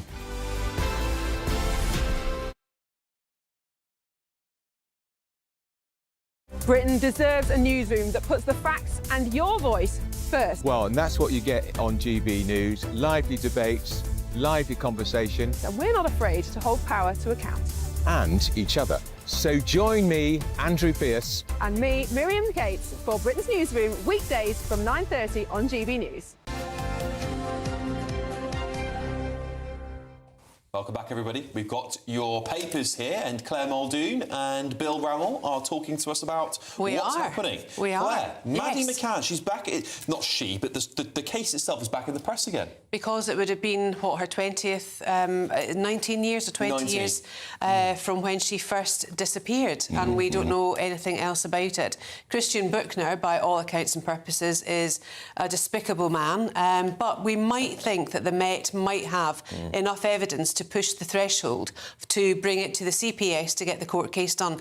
I would far rather we knew that was fact before there was any more discussion, further discussions about getting him extradited from Germany, which might cause, you know, diplomatic issues, this, that and the next thing. But my first point of principle still stands. The child wouldn't have been harmed had the parents not left her on her own. And if it was any other parents from, say, if it was in Butlins or a working class family, they would have been hauled through the coals, Alex, to get the answers to the missing child. I agree with you. Bill, what do you think? Well, I think they have been hauled through the coals, and it's still a shocking, tragic case. I really hope that the police can get Buchner extradited either to Portugal or to here to bring him to trial, because it seems the evidence is here that he's the perpetrator. But there's a cynical part of me that is questioning why this is in the press at the moment. Metropolitan Police have been under the cosh from a variety of fronts in terms of criticisms, and they've clearly put this story out there to try and, I think, garner some positive coverage. Rather than spinning it through the news, just get on with it and bring the prosecution. Yeah, certainly agree with you. Bill, let's stay with you, shall we, and talk about this story in the Telegraph today. 1 million children will be on disability benefits by next year. Yeah. It's a complicated picture. If you actually look at welfare as a whole, as a percentage of GDP, it's about 2% less than it was in 2010. But the level of disability claims, I think, are through the roof. What is it? 1 in 4 young people are claiming disability. That's not right, and it's not sustainable. The government has actually taken actions like the universal credit health element is being cut by 50% for new claimants to try and incentivise work. But I think they need to go further, and there was, you know, after the government initially backed off last year, there's the so-called Stephen Timms review that's taking place. I think they need to accelerate that and bring it forward, because although overall the costs are smaller as a proportion of GDP, there's just a public dissatisfaction that, you know, there's a ballooning of people claiming for disability benefit. The reality is, we were discussing Iran earlier in the previous paper review, but our welfare bill is 5 times the amount of money we spend on defence in this country, and we are so at risk of being with drone attacks or whatever in this country. It's ridiculous. We cannot defend ourselves. It's indefensible that we can't defend ourselves. And also it's indefensible, in my view, that parents are putting their children through this to be labelled, either to get extra money or because they just can't parent. ADHD is not a genetic hereditary illness. It's not. It's a side issue to what is actually going on in this country, with kids having too much screen time, they're not being parented well, they don't have the support, enough support through society, through communities, because of the cost of living crisis, because people are falling into despair, because people are hopeless. Get that hope back, get the communities back, get bobbies on the beat, get kids taught properly. I don't want teachers who have done degrees to have to change children's nappies, brush their teeth in the morning, or give them their breakfast. That is a parental responsibility, and that's what we have to get back to. Bill? I think you need welfare reform. I think you need disability benefit reform. But the biggest element of the welfare bill is the pensions and the triple lock. And what I find regrettable is that there is no political party prepared to confront that issue and say the triple lock should end. There we go. What do you think at home? gbnews.com/your say. I know you'll have a lot to say about the triple lock. I know you will. Yep, certainly will. You will. Press the button, Bill. Thank you very much. Let's get a look at the weather now with Craig Snell.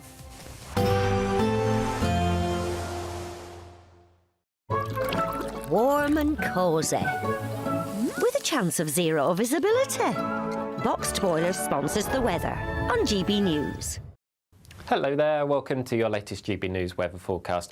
It's a bright start out there for most of us, but cloud will bubble up as the day goes on, and for all of us, certainly feeling cooler than it has done over the bank holiday weekend. So as I mentioned, plenty of brightness around first thing this morning, but showers already developing across northern and western parts of the country. And as the day goes on, the cloud will bubble up almost everywhere across the UK. Sunshine at a premium during the middle of the day, but most of us generally stay in dry, but there will still be a few showers around. And note the temperature is certainly down, still potentially reaching the high teens though across the far south of England. Into the afternoon rush hour, and actually things will begin to cheer up again across parts of Scotland. Some sunshine returning here. Still a few showers around, especially across the northern and western Isles. And a very similar story for Northern Ireland. Sunshine returning here, but unfortunately for the main bulk of England and Wales, we will hang on to some cloud and again some spits and spots of rain, although it may well be a fairly cheery end to the day down towards the far southwest of England. Overnight, we will see a lot of the cloud begin to clear away to the south. That will allow plenty of clear skies, especially across more northern parts of the country, and that will allow us to see a fairly widespread frost to develop in the countryside, so gardeners and growers beware of that. Further south, temperatures probably hanging on into mid-single figures in the countryside. So we start Wednesday off on a fairly bright note across the east. Further west we will see some showers, but as the day goes on we will start to pick up some cloud across many eastern areas, maybe some spits and spots of rain too. So come the afternoon, best of the sunshine more towards the western half of the country, although some rain returning up across the very far northwest of Scotland. Temperatures on Wednesday down on Tuesday, potentially only up to the mid-teens across the very far south of England.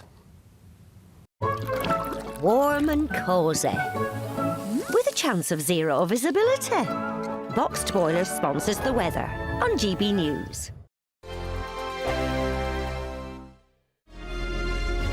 Thank you, Britain, for making GB News Radio such a huge success. Whether you're in the car, on the go, or listening at home, thank you for choosing us as your radio station. Good morning. This is the latest AI travel news from gbnews.com. The M8 westbound between junctions 6 and 7 is restricted due to debris. On the M4 eastbound, congestion is between junctions 29 and 23. In Salford, the M61 northbound is delayed due to a collision, with 2 lanes closed. Normal traffic is expected by 8:45. On the M5 southbound entry slip at junction 22, all lanes are closed due to a crash, with clearance anticipated around 11:15. And on the trains, major disruption affects Gatwick Express and Southern services between Haywards Heath and Three Bridges. For more travel news, go to gbnews.com. There's a totally tax-free £76,543.21 in cash to be won. Cash to spend on anything you like. That's like having over £6,000 extra to spend each month for a whole year. You could spend it on a bucket list holiday, treats for all of the family, or just save it for a rainy day. For a chance to win, text cash to 63225. One entry costs £2.50 plus one standard network rate message, or text bonus to 63225. 5 entries cost £5 plus one standard network rate message. Go to gbnews.com/win. Entries start at £2.50. Call 0903 686 3232. Calls cost £2.50 plus your network access charge. Or post your name and number to GB21 PO Box 8690 Derby DE1 9TT. UK only. Entrance must be 18 or over. Lines close at 4 p.m. on the 26th of June. This is a network giveaway. Entries will be pulled. Please check the closing time if listening or watching on demand. Hi, I'm Michelle Dewberry, and my show is your opportunity to cut through all the noise and dive in headfirst to some robust debates. Ideas clash. Situation, no, isn't it? because the failure is you're deliberately avoiding my point. Nothing's held back, And if you think this is the end of it, wait for more. and we do not shy away from the difficult stuff. Sometimes I want to shake people and say, if only you understood. So join me on Jubes & Co. weeknights at 6 p.m. only on GB News, Britain's news channel. Bold. They are under no illusion. Ray, are you a human trafficker? Boundless. I've had enough of the nonsense, and I'm not afraid to say it. Don't get us on the BBC. Every weeknight, I tear through the headlines. The smell of gasoline. Should we be worried about it? From Westminster madness to cultural war chaos. What I'm going to do now is they are throwing things out the car as we speak. Get ready, Britain. Here we go. Patrick Christie's tonight, weeknights from 9 p.m. only on GB News, Britain's news channel.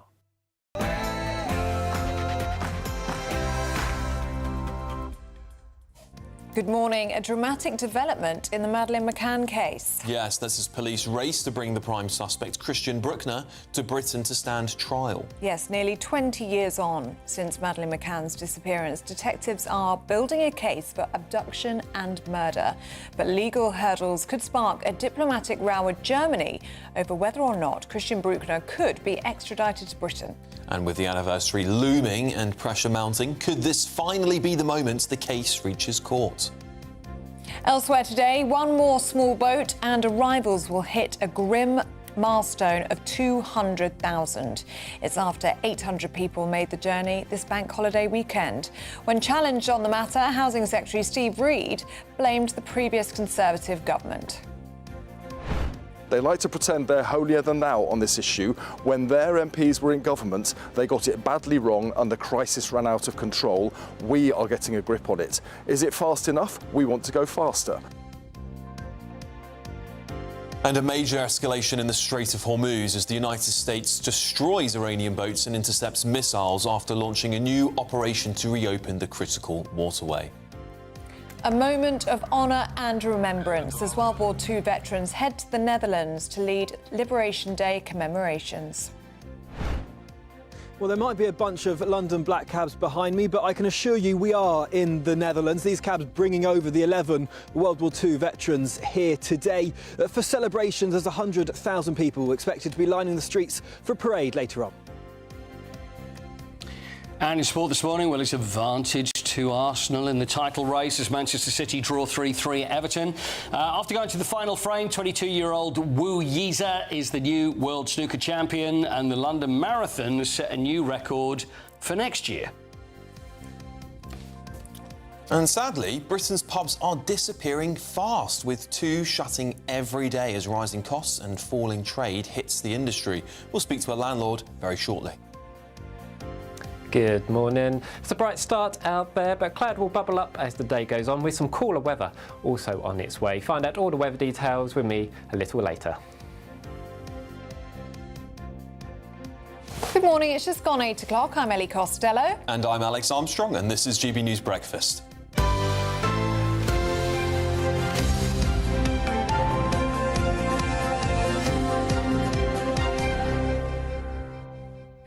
A grim milestone could be reached today because the small boats crisis is closing in on 200,000 crossings.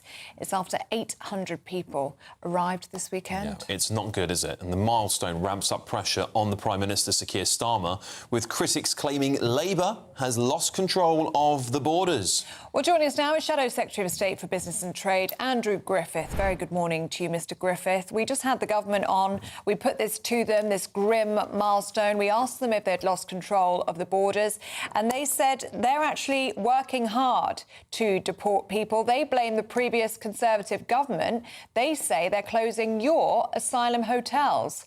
Are they your asylum hotels? Is this your mess that they are now cleaning up?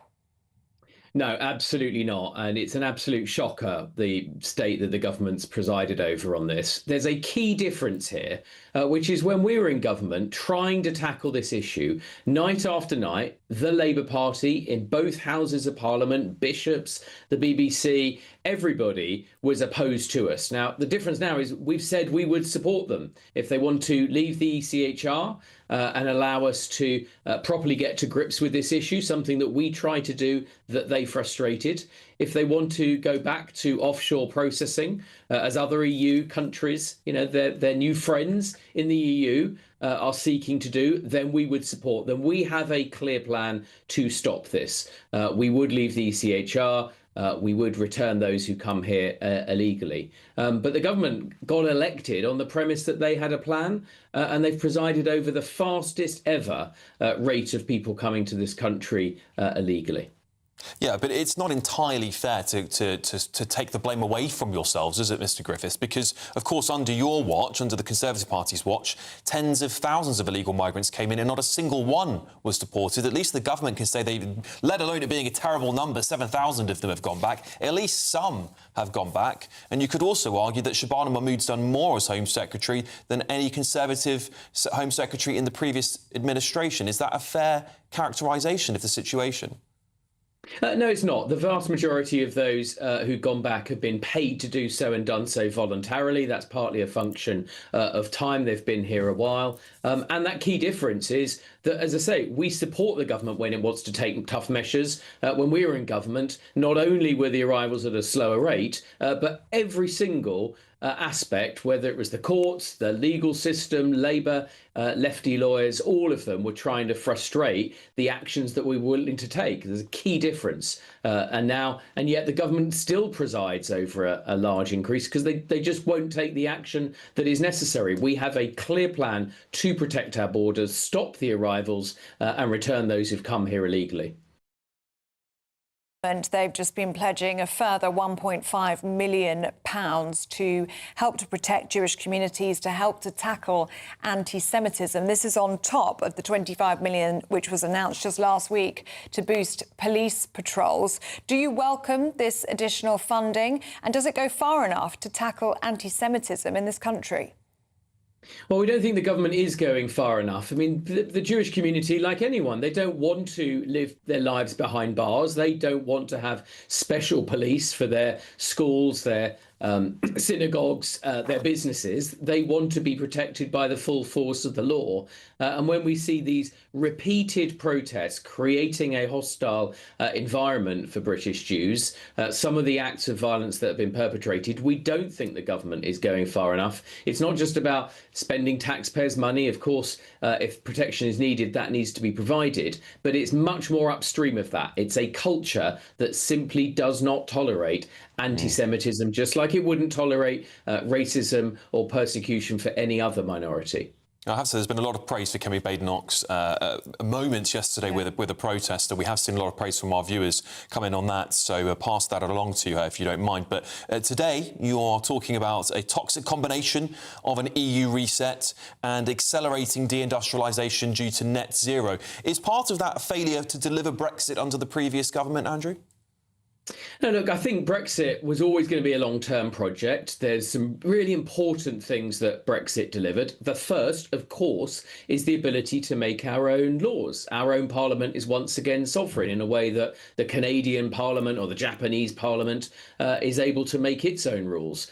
It took time to deliver some of the benefits of that. There was important deregulation of the City of London, our largest economy, work on AI, on genetics. These are the sort of industries that are going to help our country grow. And it's why Conservatives say it's absolutely the wrong thing to be handing those powers so that we once again become a rule taker from Brussels. You just have to look at what's going on in industry in the UK, suffering from Ed Miliband's ruinously high energy prices, to say the last thing we need to do is be tying ourselves into EU carbon taxes, additional levies, that sort of thing.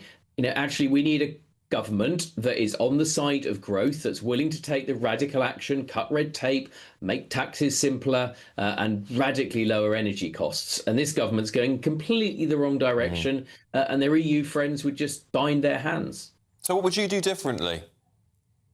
Well, I've just said, I mean, we would lower energy prices by removing a lot of the so-called policy costs, the cross subsidies and the extra hidden taxes that are on energy in pursuit of net zero.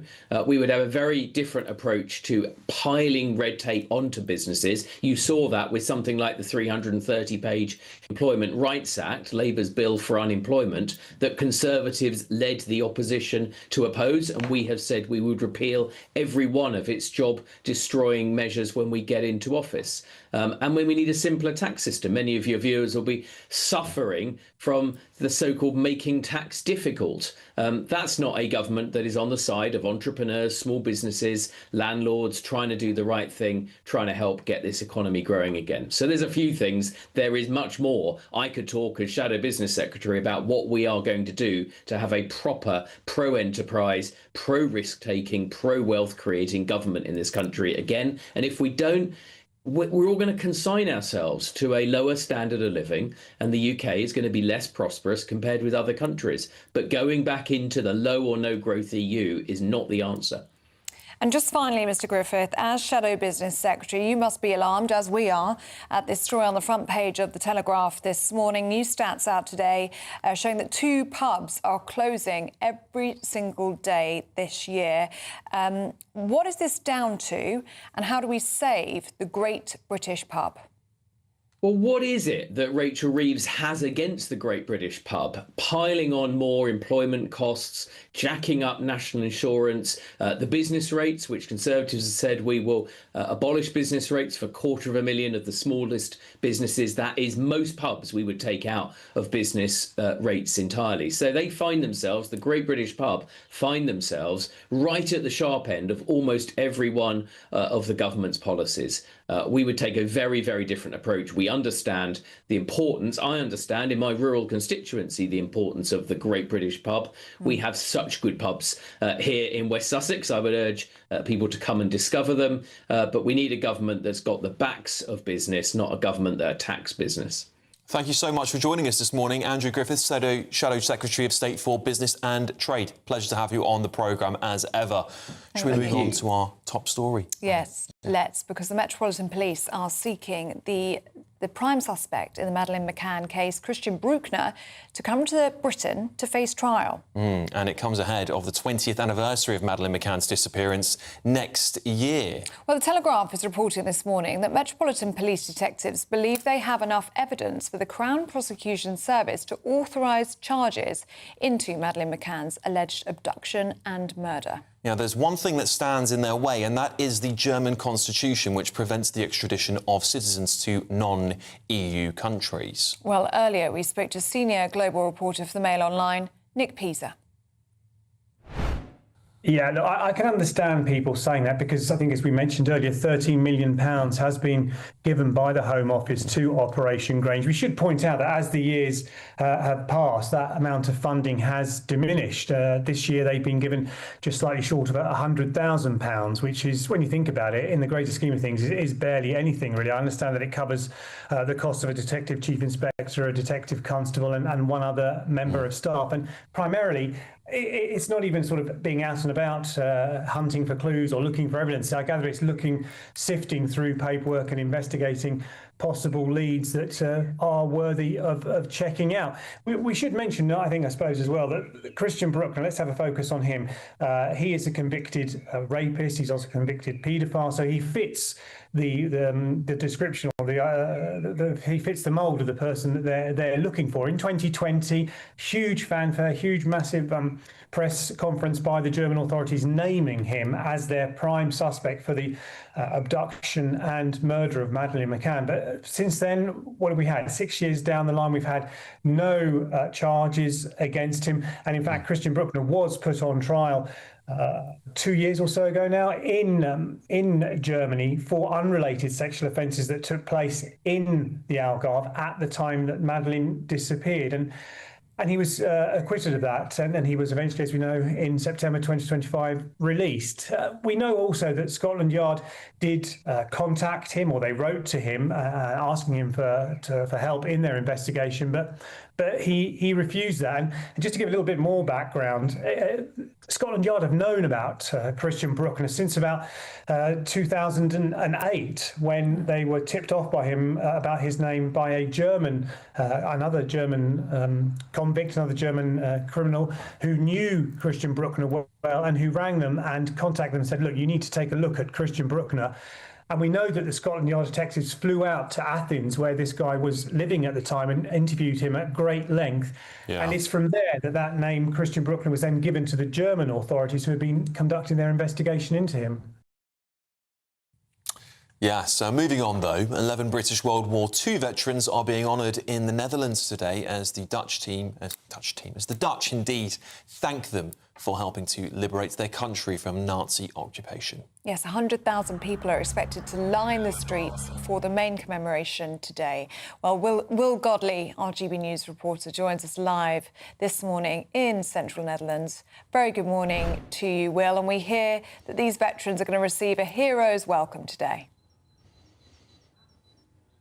Yeah, good morning to both of you. They absolutely are. And in fact, that hero's welcome started bang on midnight last night. It was an amazing service. Take a look at the pictures, because 103-year-old World War II veteran Robbie Hall lit the flame of liberation, starting the celebrations throughout the whole entire country here. That flame is passed on with torches and runners throughout the country, so each city can have their own flame of liberation. There are 11 World War II veterans here for the celebrations today, and one of them is Paul Terry, who served here in the Netherlands. In fact, Paul, this is what you looked like when you served here. Yes. And you served alongside your twin brother, whose medals you're wearing now. Paul, yes, what do you remember about serving here in the Netherlands? Because the operation didn't quite go to plan, did it? No, it didn't quite go to plan, and we were more or less ambushed, I suppose you call it, because, as I said, we were told that we were going to just walk into Arnhem and liberate them and take it, but unfortunately that wasn't the case.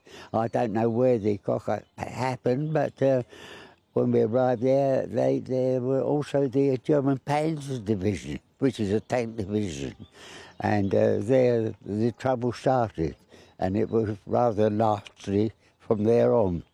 We were halted where we should, because we were land troops, and the parachute, we were told the parachutes had landed, and they unfortunately copped it very badly. So how does it feel then to be back here for the celebrations today? Well, it's great, really. It really is great there. You see the smiles on the faces, and the Dutch people are so nice. It's unbelievable what they went through, and we honour them very much. And we do appreciate what they do for us when we do come over here, because they treat us like royalty. And there we are. I'm very happy to be back for the second time. But whether I should get back for the third, I don't know. We'll have to wait and see. It's in God's hands. Well, it's set to be a fantastic day today, isn't it, Paul? Yeah, we hope so. And none of this, though, would be possible without the help of the taxi charity for military veterans. And one of the taxi drivers, Darren, is with me now. Darren, just what does it mean for you to be driving these veterans here? It's an absolute honour and a privilege to be driving the vets around. I mean, if we as London taxi drivers can give just a little bit back to those who gave so much, it's absolutely fantastic. Getting to know the vets a little bit, sitting and talking with them, and just one little conversation I had with a vet yesterday. I said to him, and where are you going for your holidays this year, Peter? He said, this is my holiday. Sorry. This obviously means a huge amount for you, Darren. It does. I mean, what happened here 81 years ago, can you imagine how these people feel? They come out and show their appreciation for what these people done, and to hear the stories live from the horse's mouth. But it's great. I mean, good stories, bad stories, and the companionship, and to put a smile on these blokes' faces and ladies' faces, of course, is an absolute honour. Absolutely fascinating stories. Darren, thank you very much for joining us on GB News. And Paul, what's it like to be driven around in these London taxis all the way out here in the Netherlands? Oh, well, it's a long old journey, but we have a lot of gratitude for what they do. They do a wonderful job. I mean, they even give up their wages, their earnings to take us, and we do appreciate it so much. If it wasn't for them, we wouldn't be able to. And the stories you have shared are absolutely fascinating. Yesterday you were telling me about when you were here in Holland during Market Garden, came under enemy fire, didn't you? Yes, it's quite enemy fire, but I say we were halted to hold the line, but we still got quite a lot of what they call it. Oh, I can't think what I want to say now, to be honest. You were telling me how terrifying it was. It was, yeah. I mean, I don't mind admitting, I mean, 80 years of age. You don't know what you're going into. Even the German uniform frightened the life out of me, with their gumboots and their helmets, and they were real horrible people. But I must say, there's good and bad in all of us. And you've got your twin brothers' medals on your chest as well. Yeah. How come? Well, unfortunately, he has now passed away, and it's tradition that anyone of your family who has served during wartime, you're entitled to wear their ribbons. And all the time I got them with me, he's with me, and he's here now, with me. Well, it's amazing that you can bring your brother with you. He would have loved this, wouldn't he? He would have done, yeah. And you served with him in the Netherlands? Yeah, no, I never actually served with him. He was in the Netherlands, but the only time I ever saw him during the war was when I was wounded. I was in probably a field hospital somewhere, but where I don't know. And one morning I woke up, and standing by my bed was my twin brother. Wow. How he ever knew or found out I was there, I don't know. Well, it's amazing. It's fascinating hearing your stories, Paul. Thanks for sharing it with us on GB News. And it's clearly very emotional for people like Paul. How does it make you feel, Darren, hearing that? Well, I'm going to ask you a question. How did that make you feel, hearing that? Well, it makes you choke up, doesn't it? Exactly, and I can't stop that emotion coming up. When you're talking to these guys and they're telling you stuff, most of it is great stuff, and some of it is quite harrowing. It's great for the guys to share that with you. They trust you enough with these memories of some terrible stuff that's gone on. And also what's really emotional is seeing the Dutch really so thankful to our British veterans. Oh, absolutely, and obviously rightly so, because what they've done. But yeah, I mean, in the parade later today, they will be absolutely like rock stars. There will be people wanting their autograph, coming and meeting them, and again, it's fantastic for the vets. You see the smile on their faces this afternoon and tell me this ain't worthwhile, because it is. It's great for everyone. Wonderful. Darren, thank you very much for joining us on GB News. Thank you, Paul, for... we'll be bringing you these celebrations throughout the day. It's set to be a fantastic parade later on, 100,000 Dutch lining the street to say thank you to our British veterans.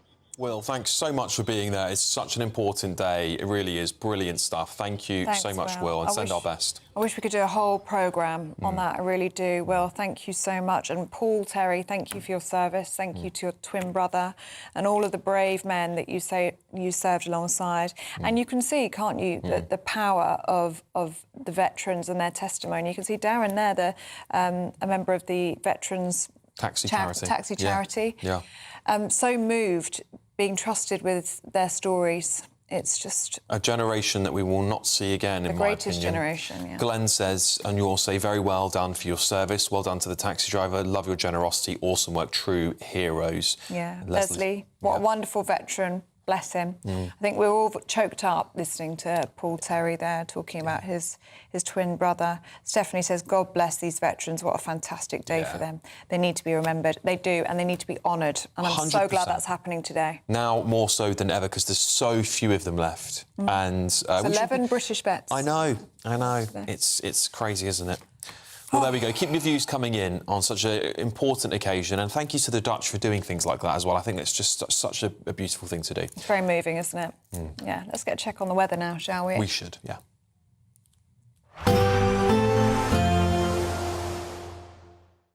Expect warm spells with the odd rude interruption. Boxed Boilers sponsors the weather on GB News.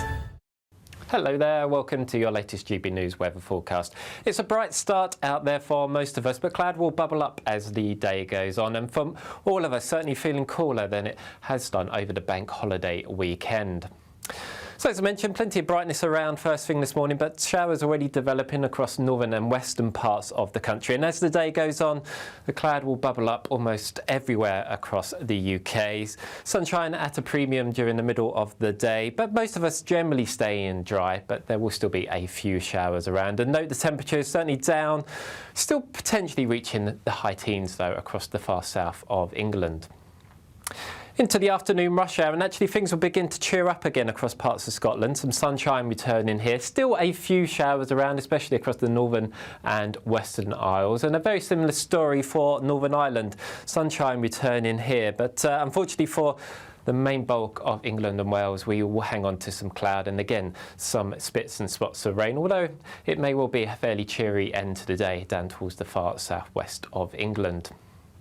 Overnight, we will see a lot of the cloud begin to clear away to the south. That will allow plenty of clear skies, especially across more northern parts of the country, and that will allow us to see a fairly widespread frost to develop in the countryside, so gardeners and growers beware of that. Further south, temperatures probably hanging on into mid-single figures in the countryside. So we start Wednesday off on a fairly bright note across the east. Further west we will see some showers, but as the day goes on we will start to pick up some cloud across many eastern areas, maybe some spits and spots of rain too. So come the afternoon, best of the sunshine more towards the western half of the country, although some rain returning up across the very far northwest of Scotland. Temperatures on Wednesday down on Tuesday, potentially only up to the mid-teens across the very far south of England. Expect warm spells with the odd rude interruption. Boxed Boilers sponsors the weather on GB News. So many lovely comments coming into your say here. David, Peter, wow, we are choked up. Bless those veterans. Peace. Yes, indeed. Yeah, we're all very, very moved by that interview. I wish we could have just spent the whole programme with them. Yeah. But, this is a lovely one from Maureen saying, I love the Dutch people and bless our veterans. It's so nice to know that they're getting treated well elsewhere. Indeed, it really is. All right, look, still coming up on the show, Britain's pubs are disappearing fast, with 2 shutting almost every day. We're going to be speaking to a landlord next.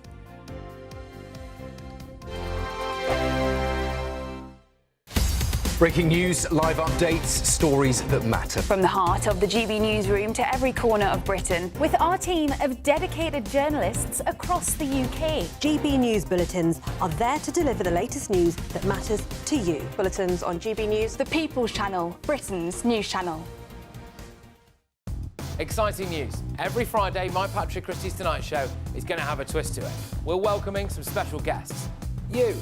That's right, on Fridays I'm going to be doing my show in front of a live studio audience because this show is about you and what you have to say. It's going to be the same big debates, same big topics, same big opinions. But every Friday night at 9 p.m, you are invited to come on down to Patrick Christie's Tonight to be a part of the action. Only on GB News, the People's Channel, Britain's news channel. Hi, I'm Michelle Dewberry, and my show is your opportunity to cut through all the noise and dive in headfirst to some robust debates. Ideas clash. Situation, isn't it? Because the failure is you're deliberately avoiding my point. Nothing's held back. And if you think this is the end of it, wait for more. And we do not shy away from the difficult stuff. Sometimes I want to shake people and say, if only you understood. So join me on Jubes & Co. weeknights at 6 p.m, only on GB News, Britain's news channel. From the school run to the home run, watch a new show for all of Britain. He can say whatever he wants. A straight talking show where all voices are heard. And, when are we going to stop talking about smashing the gangs and actually do it? With the stories that matter from every part of our country. There's a bit of a crash landing there for your Chancellor. Bold, fearless and standing up for you. That's me, Martin Daubney, 3 p.m. till 6 p.m, weekdays, here only on GB News. The People's Channel, Britain's news channel. Do you trust what you're being told? Good, because neither do I. Those are just facts. I'm Alex Armstrong, and on my show, we'll expose the spin. Well, I want to answer that, because you didn't let me last time, because you always speak over me. The broken promises. To deny that is denying the truth. And the hypocrisy. Needs to stop. You think we can allow? Politics, policy, parliament. Nothing is off limits. No sugarcoating, no fear of offence, just the truth laid bare. Tune in every Saturday and Sunday at 9 p.m. for Alex Armstrong Tonight, only on GB News, Britain's news channel. I've been in Westminster for a long time, but I know that though power may be here, its effect on people's lives is across the whole of the country. We may be where rules are made, but it's where they're implemented that matters. Join me, Jacob Rees-Mogg, for forthright and frank discussion on where Britain has come from, where it's going, and where it will end up. That's State of the Nation, Monday to Thursday, 8 to 9 o'clock. Vox Populi, Vox Dei. Well, Britain's pubs are calling last orders with around 2 closing every day. Yeah, these new industry figures showing that 161 pubs shut in the first 3 months of the year, putting over 2,000 jobs at risk. Well, the government says it's cutting bills and backing the sector, but are tax hikes putting Britain's locals out of business? Well, joining us now, Mark Bridgen's here, the pub landlord at The Dog, joining us in the studio. Thanks for joining us, Mark. Shocking state of affairs, because we hear these stories almost every single week about how hard our pubs are, and they are the backbone of the culture of our country. Yeah, I think it's such a significant part of villages, towns, cities. You know, the Great British Pub, unique in the world and exported over the world, yet our government doesn't seem to value them and what they do for communities at all. And it's what they do for the people that live in the communities in terms of somewhere to go, to meet, to celebrate birthdays, anniversaries, family gatherings. But it's also the jobs they provide. You know, we're just a small pub out in the sticks, yet 25 staff, rely on The Dog for their income, and we're hiring less people. And you can see that there's more people out of work because we have just, hired to replace, and the level of applications of really great candidates desperate for work was quite shocking recently. Mark, the government is saying that it is cutting bills and it backs the sector. Are you feeling that support? It's laughable. Our business rates have just gone up about £5,000 a year. I thought it was going to be worse, so they've backed us a little bit, but it's still increased. The employers' NI has been a nightmare for the industry, and it's really affected jobs for young people and part-time workers. Beer duty's gone up again recently, and then it's the macro things that are affecting everything. Our suppliers, most of them, are putting fuel surcharges on our deliveries. So our costs, for a range of reasons, government policy, taxation, and the wider problems in the world, our costs just keep climbing. Yeah. We've just March is a tough month for a number of reasons. We get our annual increases from our suppliers, and we've had to put up our prices, which isn't helping anyone. Our guests. Cost of living crisis, our guests are feeling the strain already. It's the perfect storm, and the government, they are not helping at all. Yeah, there's the critics on the opposite side of this, playing devil's advocate. They say it's young people. Young people aren't drinking anymore, and therefore that's forcing pubs to close. Look, there's huge cultural changes over the last number of decades, but people are still coming out. We are relatively busy. We're not quite as busy as we would like to be, but we are relatively busy, and revenues are holding up. But because of the costs, because of the inflation, interest rates, taxation, government policy, business rates, because of all these reasons driving the costs up, we and many others are making a loss. There's some of the key figures in our industry.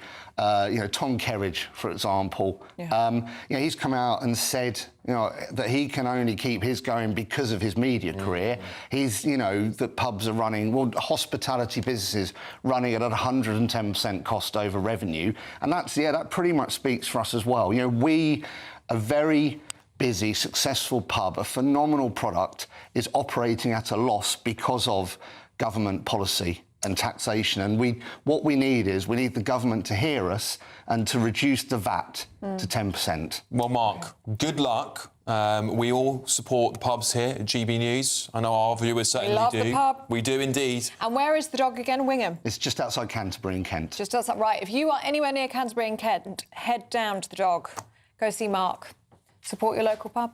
Thank you very much, Mark. Always good to see you. Thanks, Mark. All right, Great British giveaway now. It's a brand new giveaway. Yeah, it's a good one, isn't it? Yeah. 7654321. Yeah, so that's £76,543.21 in tax-free cash. Yeah, imagine spending that in the local pub. That'd be brilliant. That'd be pretty good for the local pub. It'll be good for my night out as well. It will, yeah. Here's all of the details that you need. We're counting down to a spectacular summer. It's your chance to win £76,543 and 21 pence in totally tax-free cash. A lump sum that you could have in time to splash out with this summer. Imagine all the things you could do with that cash. Give the garden a glow up, max out on a new motor, or just make sure the coming year is your year. And because it's tax-free, you get to keep every single penny. For a chance to win £76,543 and 21 pence in tax-free cash, text cash to 63225. One entry costs £2.50 plus one standard network rate message. Or text bonus to 63225. 5 entries cost £5 plus one standard network rate message. Go to gbnews.com/win. Entries start at £2.50. Call 0903 686 3232. Calls cost £2.50 plus your network access charge. Or post your name and number to GB21 PO Box 8690 Derby DE1 9TT. UK only. Entrance must be 18 or over. Lines close at 4 p.m. on the 26th of June. This is a network giveaway. Entries will be pulled. Please check the closing time if listening or watching on demand. Good luck. Good luck. Now, if you're back to work today after the bank holiday weekend, here's your traffic and travel update. Good morning, this is the latest AI travel news from gbnews.com. Expect 10-minute delays on the M6 southbound near Walsall due to congestion. The M5 southbound entry slip at junction 22 in Somerset is closed following a serious collision, with recovery expected by 11:30. One lane is closed on the M1 southbound between junction 2 and 1 due to a broken down vehicle. Drivers on the M4 eastbound near Castleton should take care due to ongoing issues. There are lane closures following a collision on the M60 southbound exit slip at junction 12 in Kent. And on the trains, there is major disruption on the Gatwick Express and Southern lines between Haywards Heath and Three Bridges. For more travel news, go to gbnews.com.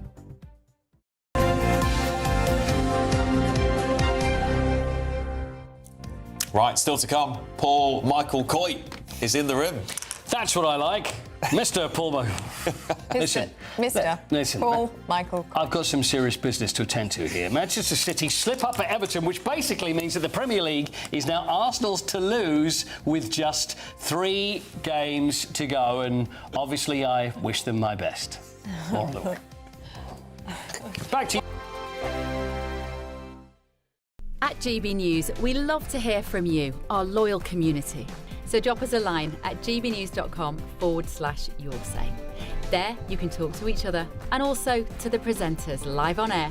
gbnews.com/yoursay, because GB News is your channel, Britain's news channel. Bold. They are under no illusion. Ray. Are you a human trafficker? Boundless. I've had enough of the nonsense, and I'm not afraid to say it. Don't get this on the BBC. Every weeknight, I tear through the headlines. The smell of gasoline. Should we be worried about it? From Westminster madness to cultural war chaos. What I'm going to do now, they are throwing things out the car as we speak. Get ready, Britain. Here we go. Patrick Christie's tonight, weeknights from 9 p.m, only on GB News, Britain's news channel. Join me, Nana Okoye, for an informative, interactive news programme with a difference. It's fun. No, he didn't say that, Dave. I'm so surprised. I think there's an element of truth to that. Join me from 3 p.m. every weekend, only on GB News, Britain's news channel. Buckle up, Britain. It's going to be quite a ride. Votes are being cast and counts are gearing up in elections across the country. Everything could change. From the first result to the inevitable aftermath. We'll be across it all. Vote 2026, the people decide. From 11 p.m. Thursday night, only on GB News, Britain's news channel. Does Chopper need a coffee? You want to know what's really going on in the corridors of power? Labour don't know what to do with you half the time, and that makes you quite lethal in the chamber. Get behind the headlines with Chopper's political podcast. Join me, Christopher Hope, as I sit down with the great and the good of British politics. We'll see where this ruling takes us. These are the stories shaping our nation. Chopper's political podcast, available now on all platforms. Listen in and stay ahead.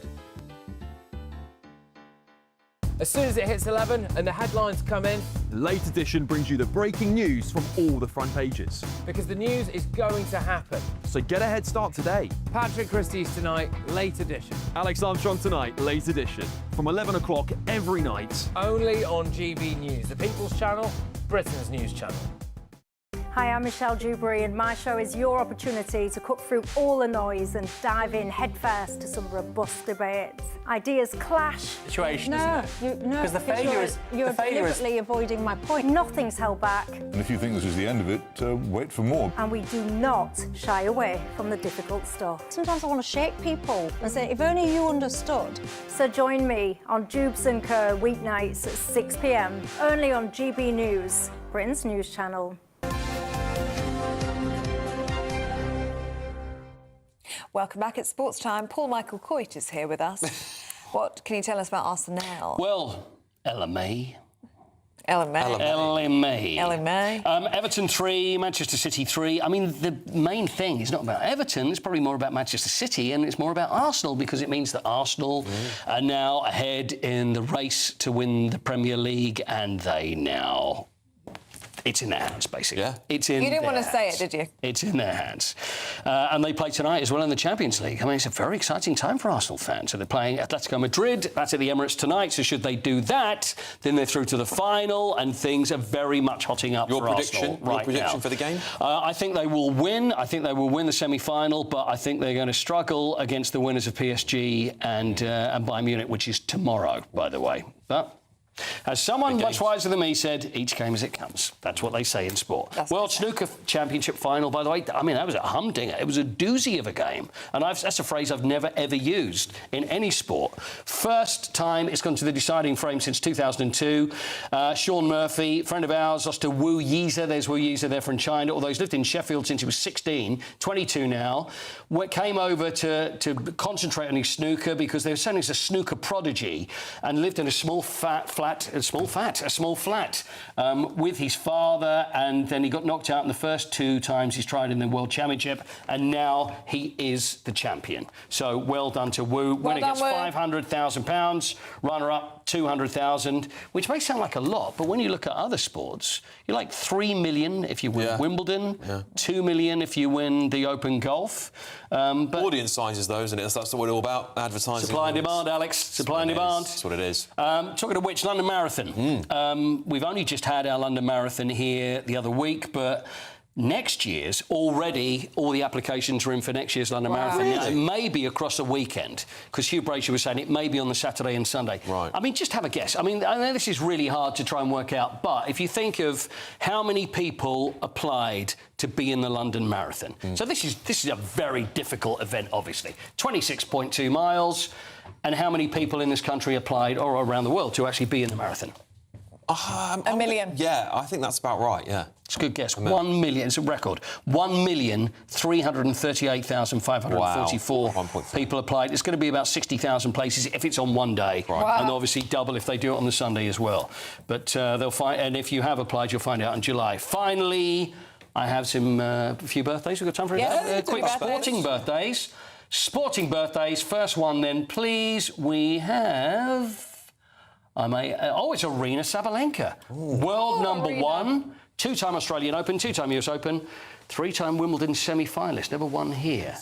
29. 29 for Arena Sabalenka. 31.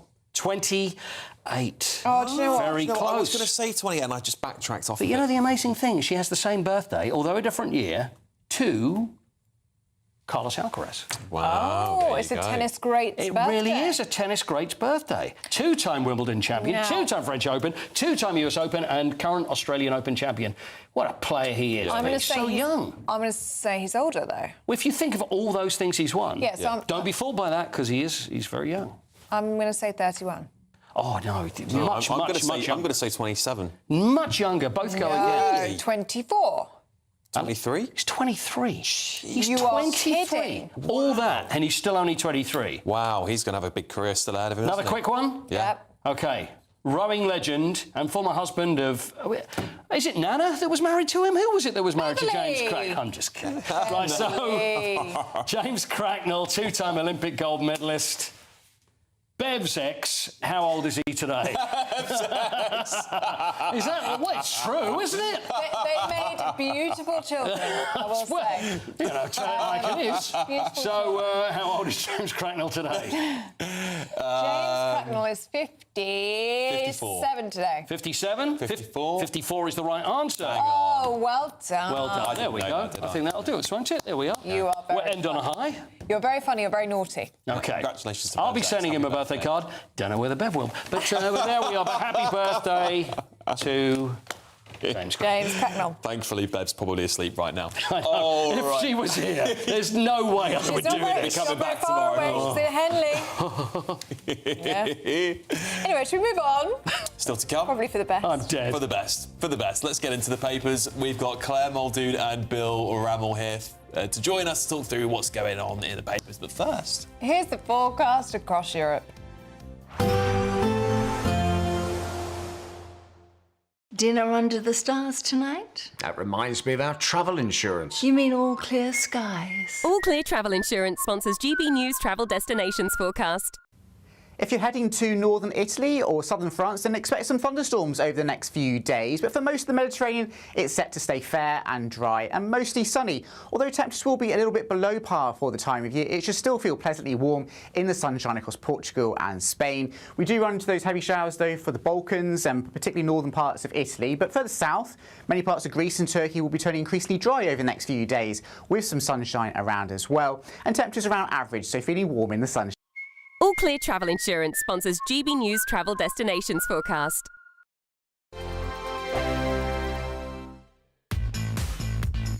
5 hosts, 5 opinions, 5 fearless debates, 5 unfiltered takes on the day's news. 5 reasons not to be anywhere else on Saturday night. This is the Saturday 5. You got me good there. Britain's biggest Saturday night TV show. It's not a bad brand. Yeah. Uncensored. Very, very, very easy tonight. On the unpredictable. What does she say? Can you translate it for us? And always entertaining. And how can a country go from being led by William Wallace to Saturday nights from 6 p.m. only on GB News, the People's Channel. Britain's news channel. You're going to want to stay tuned, trust me. This is GB News, Britain's news channel. Thousands of them go to a dance class every week. Now, campaigners say that dance helps to strengthen their core, their balance and their coordination and prevent tremors, improve their gait and, most importantly, while the music is playing, it gives them back control of their bodies. And according to Charlotte Russell, who is the CEO of Parkinson's UK, dance is a miracle. I slur my speech a bit. I'm very self-conscious about it, but I used to hide Parkinson's and now I celebrate it. You're doing brilliantly, I have to say. Colin? Yeah, I was diagnosed in 2017 and I get a hand tremor, so I sit on my hands sometimes and have body stiffness, anxiety and so on. But dance is brilliant. Yeah. Dance really, really helps. It's brilliant. Yeah, OK, yeah. So both of you. I mean, there are all sorts of pharmaceuticals that you can take, obviously, and medical things that you can do for the condition.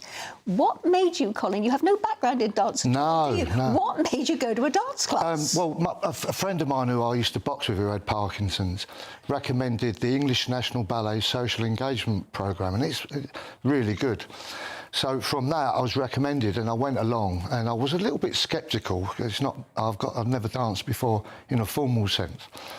But then I met these guys, and I fell in love with dance, and it's absolutely superb. It helps fight my motor and non-motor symptoms. It does, yeah. Ian, what was Social yours? anxiety. You had a background in dancing. I did, yes. I used to work for the Royal Opera House, so it was not too big a step for me. I loved the family of being in a dance company.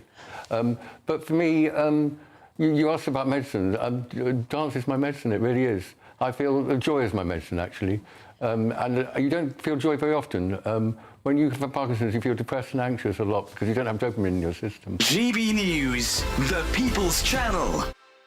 Britain deserves a newsroom that puts the facts and your voice first. Well, and that's what you get on GB News. Lively debates, lively conversation. And we're not afraid to hold power to account. And each other. So join me, Andrew Pierce. And me, Miriam Cates, for Britain's Newsroom, weekdays from 9:30 on GB News.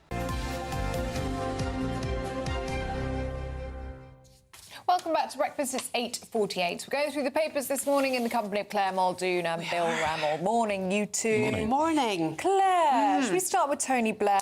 Do we have to? Do we really have to? Do you want to? Do you really, really want to? That'll spice it up a bit, won't it? He does say what he's saying may be popular with our viewers. Net zero is not popular the answer. with me. Popular avec moi. Blair, net zero. Yes, this is so true. This has come out of the Institute, Tony Blair's Institute. And we do have some good news coming through there. But I think it's falling on very much on deaf ears for the Secretary of State for Energy, i.e. Ed Miliband, who is currently odds-on favourite to take over from Starmer, actually, but says he doesn't want the job. Famous last words. Now, we've got two oil refineries up in Scotland, Jackdaw and Rosebank. Why are we not granting the licences to get that energy resource out of there? Even Lord Brown, the head of British Petroleum, BP, for years and years, has come out and said net zero fundamentally is an end, but in order for us to get the means to the end, we need to actually extrapolate the energy that we have and make our domestic energy secure. It is ridiculous in this day and age that we have untapped natural resources that we are not able to use. Even the SNP, for goodness sake, that nefarious lot up there, are actually turning round and saying it might be something that we should do. Really? Of course it is. Without using the words of Trump. Well, let's trump them. Drill, baby, drill. Yeah. And Tony Blair here, Bill, your former boss, has said this. We will not simply be ones that decarbonise fastest successful countries he's talking about here, but those that deliver abundant, secure and affordable energy at scale. It's a bit of an attack on Ed Miliband, isn't it? Well, it's a message to all European governments, but let me pick up Claire's point. If Ed Miliband becomes Prime Minister, I'll come on this programme and eat my hat. It ain't going to happen. But I still think longer term, the push for renewables is both cheaper and more secure. In respect of Rosebank and Jackdaw, they're quasi-judicial decisions that are with the Secretary of State. Yeah. My hunch is that after the local elections, and you can't make these decisions in the midst of the local elections, they will be approved. But let's not exaggerate. They're worth about 1 to 2% of the gas supplies that are currently there. And it will have no impact whatsoever on the oil price internationally. So I think the longer-term push and the strategy is the correct one. And it's interesting... The gas from those two can actually be pumped straight away into our energy system. Yeah. It will relieve a lot, and it's not just the 1 to 2%, and it will actually be greener than transporting energy from America or from wherever else. I agree with that argument, and as I say, I think they're likely to be approved. But in terms of the broader issue, and you talked about, viewer reaction to this, if you look at the polling, something like 70% of people actually support the net zero policy because they believe, and I think they're right, well, you longer polling term. Labour members? Exactly. No. I looked at it outside. It's a YouGov poll, and it's consistent with those levels of support. Yeah, of Gen Z. Can we look at something entirely different? Because it is really important that we talk about this, Claire. We mentioned it this morning, didn't we? Talking about defence and the state of our armed forces, the Royal Navy has been left with 5 frigates after HMS Iron Duke has been quietly withdrawn. Now, tell us more. Iron Duke, do you know how much it was to refurbish that about 5 years ago? 103 million pounds. Right? And it's now been decommissioned. We've got HMS Dragon, who couldn't even find its way to Cyprus, remember? Before it broke down. Yeah. This is indefensible. I keep saying that, but we have known this. 14 years of Conservative government did nothing. This Labour government now, we're in this war in Iran. It's a global war. It affects every single person's pocket. We need to do something about this, and we need to do something about this fast. And it's all very well, going to the crux of the matter, with knee-jerk reaction. We need some forward planning here. We've seen it with our indefensible record on domestic energy supplies. We need to secure ourselves. We are open to drone attacks. We are open to everything. And we are, like it or not, we are relying on our ally of America to bail us out again. Europe's not doing it.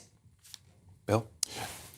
we do need to invest significantly in defence expenditure, and we need an honest debate with the public about the necessity of that. Now, you know, I would say it, wouldn't I, but the last government denuded our armed forces, and the reality is, in terms of frigates, it takes 5 years to build a new one. So it is going to take time, but the commitment needs to be there.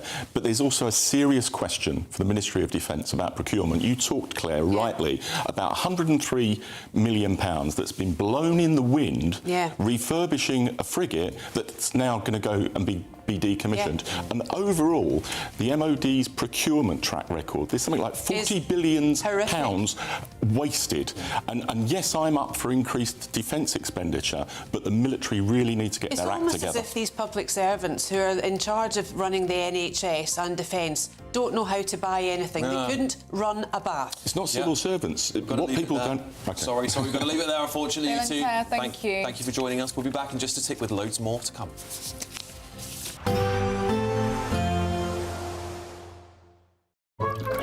Warm and cosy, with a chance of zero visibility. Boxed Boilers sponsors the weather on GB News. Hello there, welcome to your latest GB News weather forecast. It's a bright start out there for most of us, but cloud will bubble up as the day goes on, and from all of us, certainly feeling cooler than it has done over the bank holiday weekend.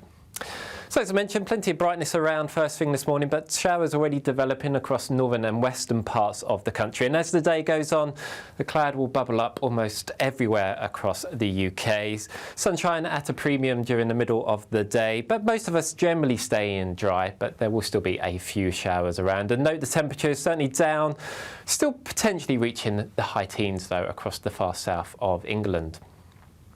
Into the afternoon rush hour, and actually things will begin to cheer up again across parts of Scotland. Some sunshine returning here. Still a few showers around, especially across the northern and western Isles. And a very similar story for Northern Ireland.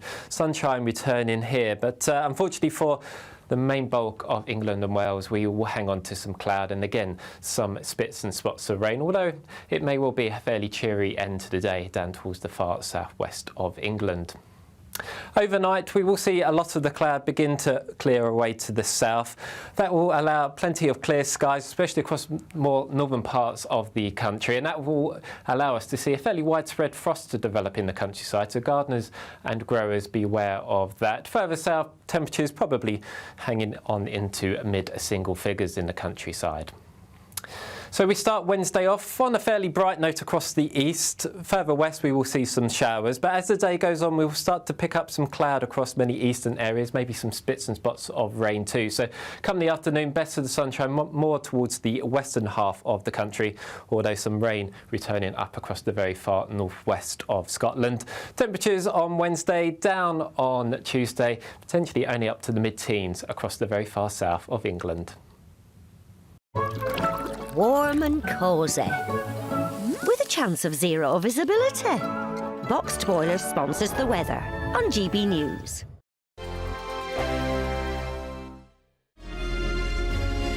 Thank you, Britain, for the thousands of you who are becoming friends of GB News each and every week.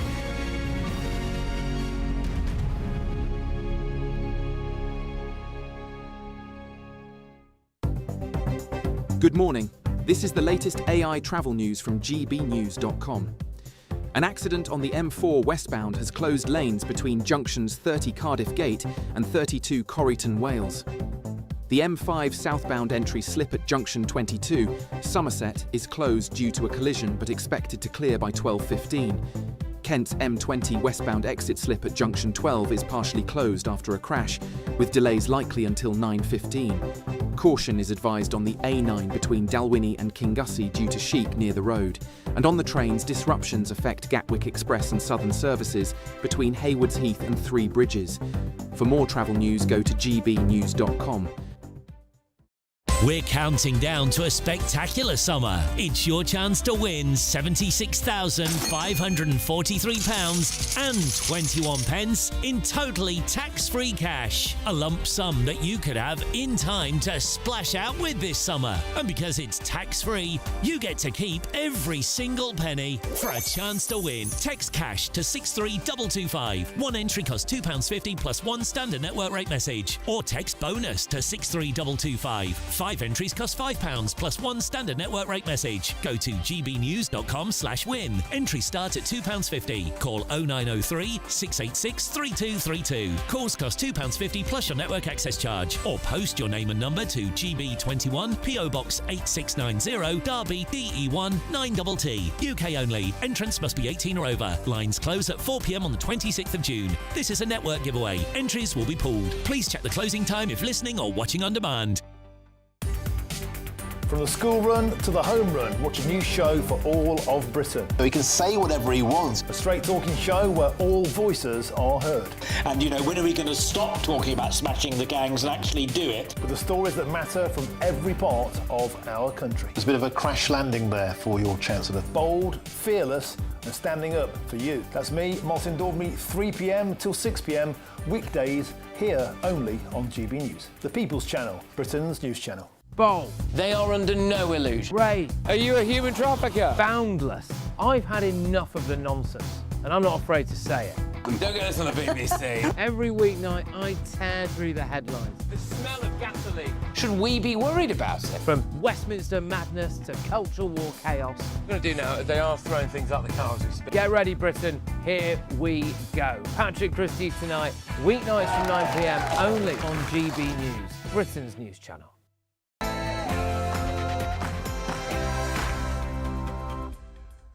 Good morning. A call to confront hatred. Sir Keir Starmer, the Prime Minister, pushes for a whole-of-society response to anti-Semitism after the Golders Green stabbing. Yes, the Prime Minister will tell leaders from across public life that attacks on Jewish communities are a crisis for all of us and a test of Britain's values. The PM steps up here. He wants all of society to combat anti-Semitism, but will it be enough? One more boat and arrivals will hit a grim milestone of 200,000 after another 800 made the journey this bank holiday weekend.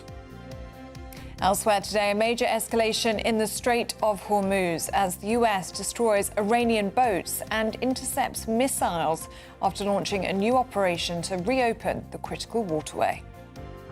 And a wonderful moment of honour and remembrance as World War II veterans head to the Netherlands to lead Liberation Day commemorations. Yeah, we are in the Netherlands, despite the fact there are London black cabs behind me. These are what's brought the 11 British World War II veterans here for the celebrations today, where we are 100,000 Dutch people will be lining the streets later, saying thank you to our veterans. Good morning. It's a bright start out there, but cloud will bubble up as the day goes on with some cooler weather also on its way. Find out all the weather details with me a little later. Good morning. It's just gone 9 o'clock. I'm Ellie Costello. And I'm Alex Armstrong, and this is GB News Breakfast.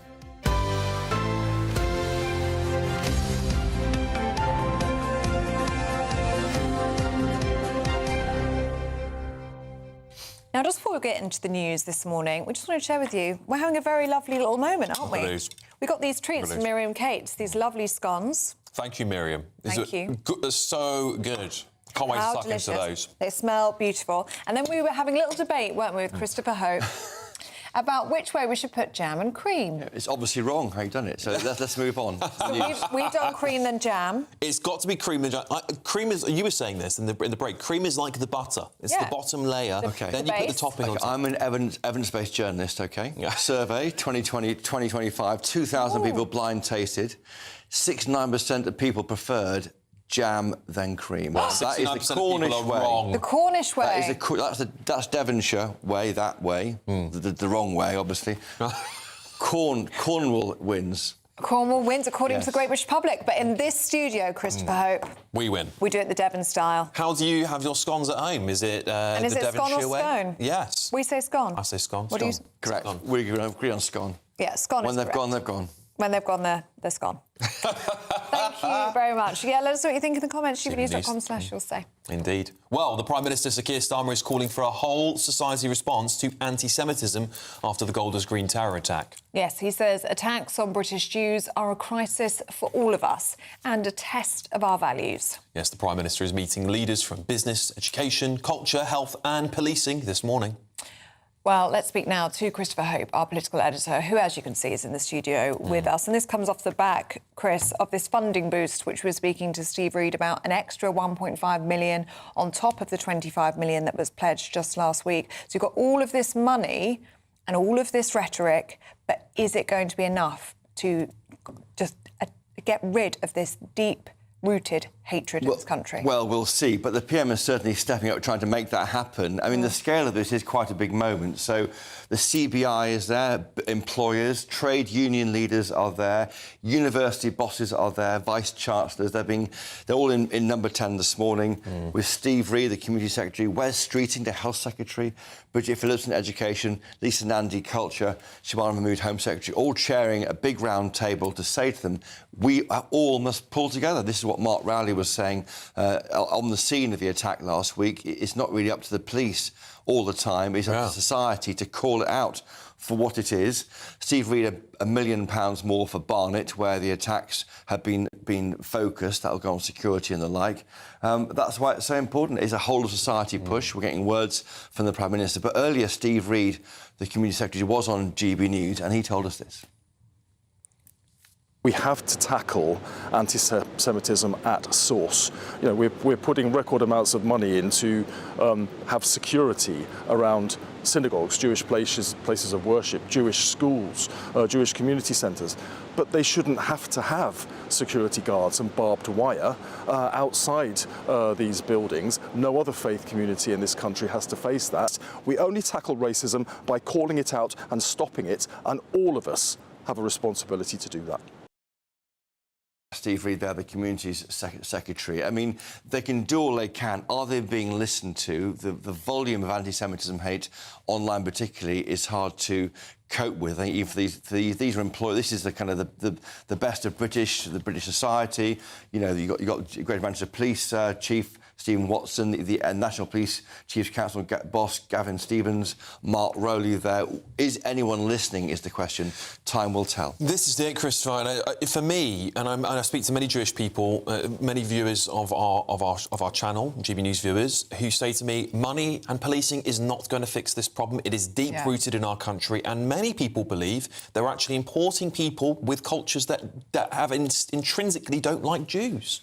Yes, it's almost an education, isn't it? It's separating out Israel's foreign policy to the Jewish community. The two things are different and they are conflated by people who don't like Jews, and then they attack them for things happening in Israel. That is, I think, where we have to allow people to criticise Israel's foreign policy, but not attack Jews and their faith. It's obvious to us, isn't it? 100%. It's not obvious, sadly, to a lot of other people. And something tangible that British Jews say on this programme and many other programmes on GB News that they want to see is the IRGC being prescribed, and that is yet to happen.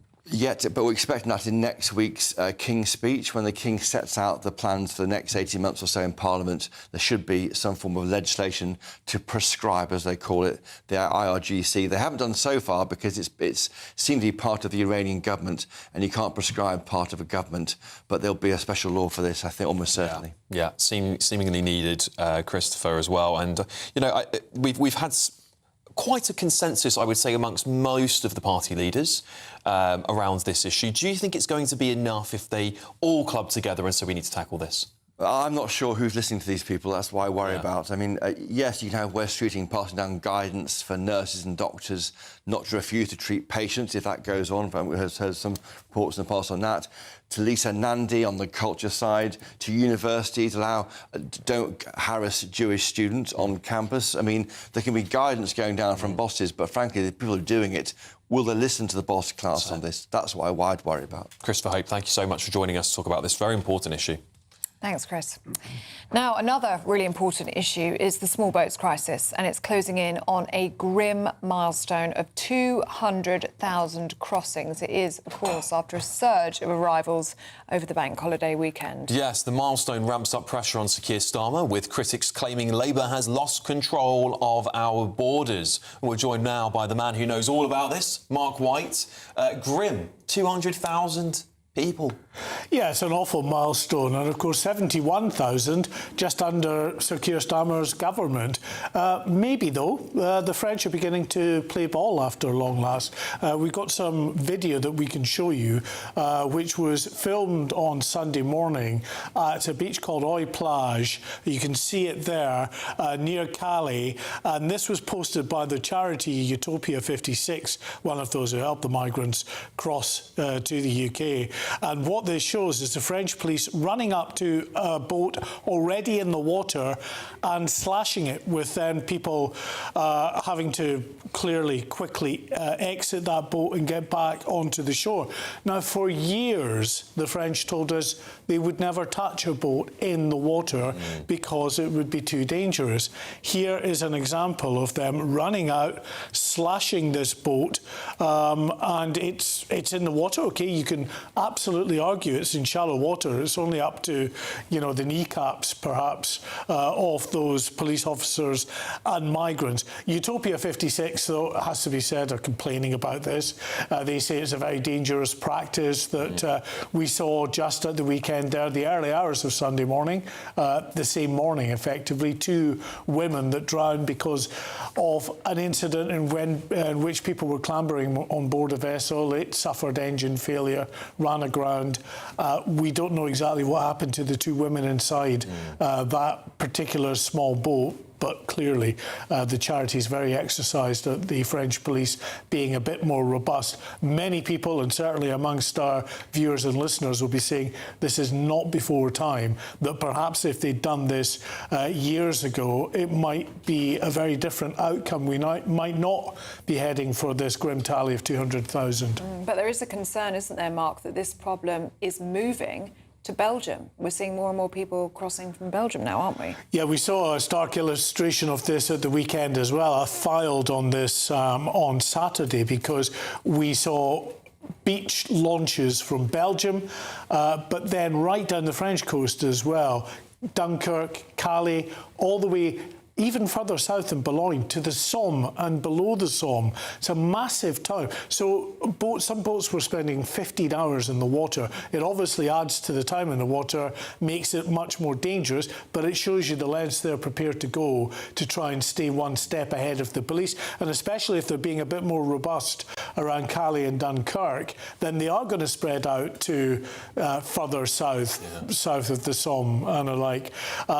But, as I say, we are where we are. This is the very last news that Sir Keir Starmer wants on his in tray as we approach what is a crucial day later this week. Indeed, and just on the back of that big 200,000 number, we're seeing reported 7,612 only deported of those illegal migrants, which of course isn't going to make it any easier. Mark White, thank you very much for joining us, keeping an eye on this, very developing story.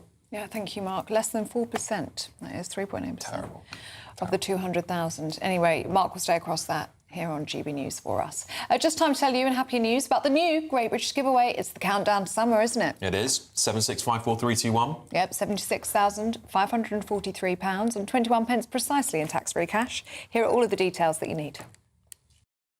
There's a totally tax-free £76,543 and 21 pence in cash to be won. Cash to spend on anything you like. That's like having over £6,000 extra to spend each month for a whole year. You could spend it on a bucket list holiday, treats for all of the family, or just save it for a rainy day. Just make sure you don't miss your chance to win £76,543 and 21 pence for a chance to win £76,543 and 21 pence in tax-free cash. Text cash to 63225. One entry costs £2.50 plus one standard network rate message. Or text bonus to 63225. 5 entries cost £5 plus one standard network rate message. Go to gbnews.com/win. Entries start at £2.50. Call 0903 686 3232. Calls cost £2.50 plus your network access charge. Or post your name and number to GB21 PO Box 8690 Derby DE1 9TT. UK only. Entrance must be 18 or over. Lines close at 4 p.m. on the 26th of June. This is a network giveaway. Entries will be pooled. Please check the closing time if listening or watching on demand. Good luck. Good luck. Now, you've got your mouth full. Sorry. So we've just tried Miriam Cates's scones. So good. They are delicious. With jam and cream first, then the jam. But that has been a bit controversial, hasn't it? It's been really controversial on your side. George has called us heathens. Oh. And this is coming from a Royal Navy veteran and an ex-plod, his words, from George there. So, yeah, we're being told off. Yeah. Yeah, I can hear people screaming, says Pinky for right. Yeah. Do keep those views coming in, gbnews.com/you'll say. Yeah, still to come. We're going live to the Netherlands ahead of their Liberation Day celebrations for World War II veterans. It's going to be a beautiful event. That's next.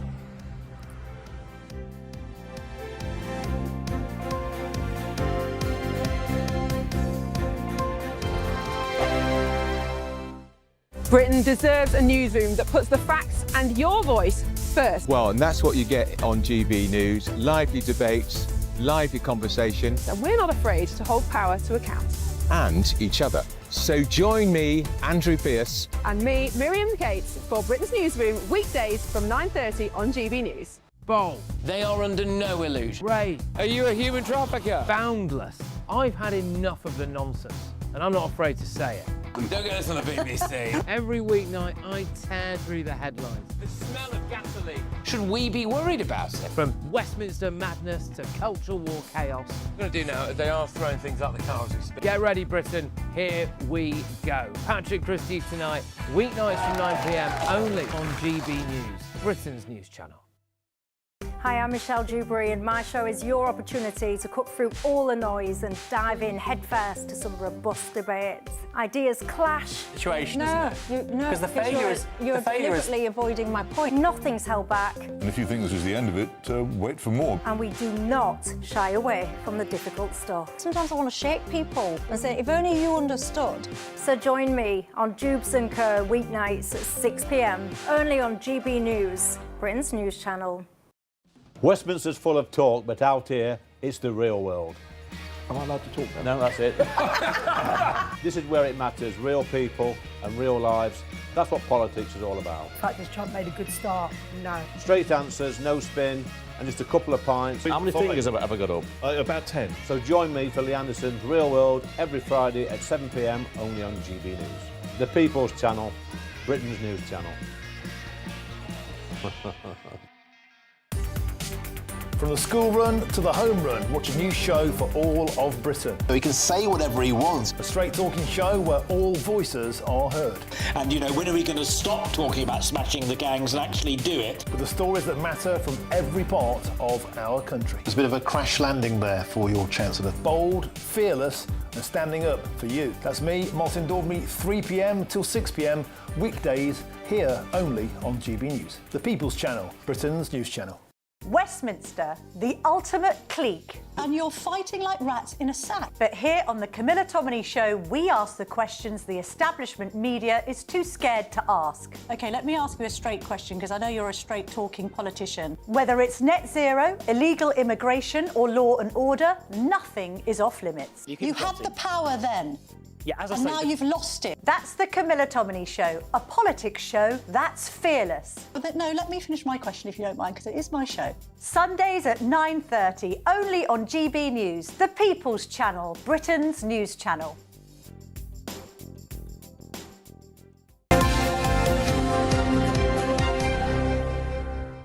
Welcome back to breakfast. It's 16 minutes past 9, and this is our favourite story. It is. It's of a the beautiful morning, story. isn't it? And such an important one, because 11 British World War II veterans are being honoured in the Netherlands today as the Dutch people thank them for helping to liberate their country from Nazi occupation. Indeed. 100,000 people are expected to line the streets for the country's main celebrations, which take place in central Holland. Well, Will Godley is there for us now. Very good morning to you, Will, and what a special day today's going to be. Yeah, absolutely. Good morning to you both. The festivities started bang on midnight last night with that flame of liberation being lit by 103-year-old Robbie Hall, a British World War II veteran. She received a huge amount of applause, and that applause is going to continue this morning as these 11 British World War II veterans are going to be celebrated by the Dutch here. And one of them is with me now. Alfred Cooley, this is you here when you were serving in the war. You got the call up just after your 18th birthday. Yes, that's You're right. now here just 4 days after your 100th birthday. How does it feel? Correct. Absolutely wonderful. Everybody in this country has been absolutely spot on, as we call it, and I couldn't wish for better. And they're also thankful for what you did and everybody else did to rid them from Nazi rule, and they remember the Nazi atrocities that they committed here.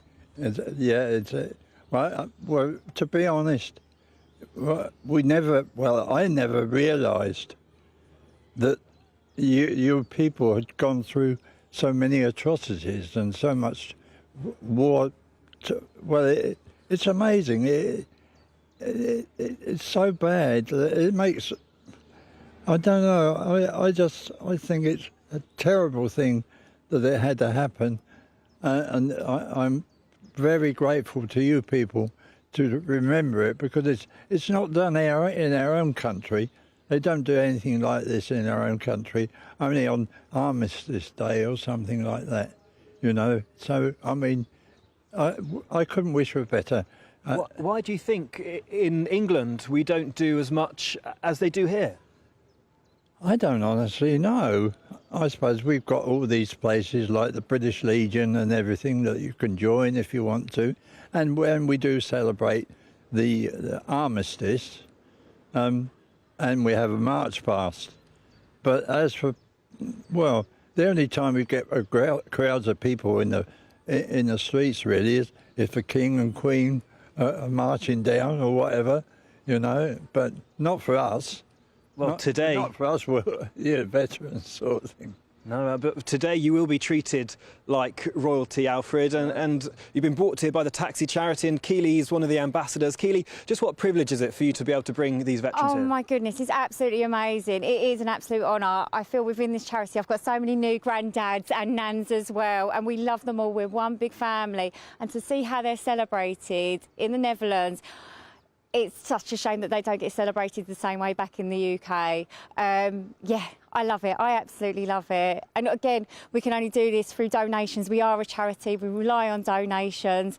So everyone that's donated, we're so thankful to give the drivers an opportunity to come so we can bring our lovely veterans out here. And why do you think you have to come all this way in order to receive such a reception for the British veterans? I don't know. I mean, I find it really sad. I mean, I spoke to one of our veterans when we come out here last year, and he said, I'm really sad to be going. And I was going, well, no, you've got your family at home.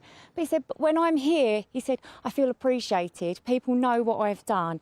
And it's the camaraderie between all the veterans. I mean, our youngest veteran is 40 years old. Our eldest, I think, is 103. But when we're sitting around the table, they're all about 18 years old. And it's that celebration of them all being together, and especially out in the Netherlands. The Netherlands are so appreciative. The children are taught it in schools. Everyone remembers. They have so many celebrations for our veterans. And it's great. They get treated like royalty, as you said, and it's amazing. They deserve it, 100%.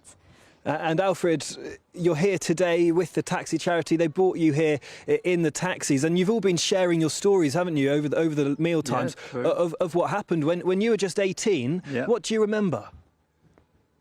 Well, you mean after I was called up? Yeah, in Germany.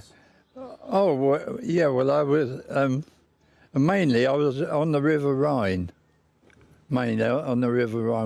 We had to cross the river, and the air troops went over, the paratroopers, etc., and we had to wait until they got over.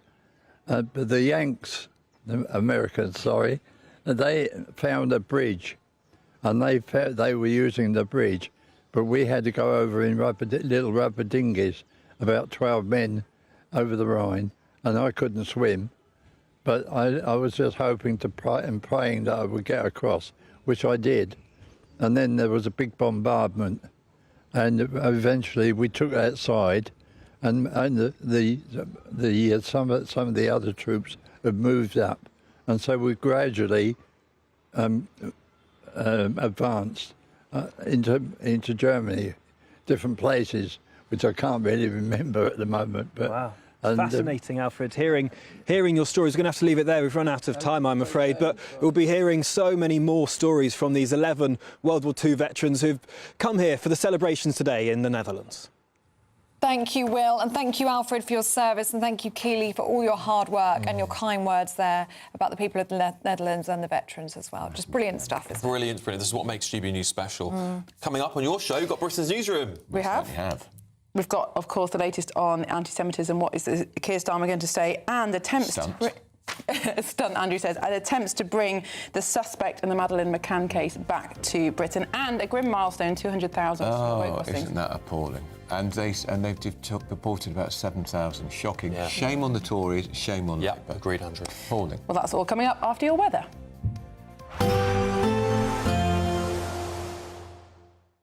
Expect warm spells with the odd rude interruption.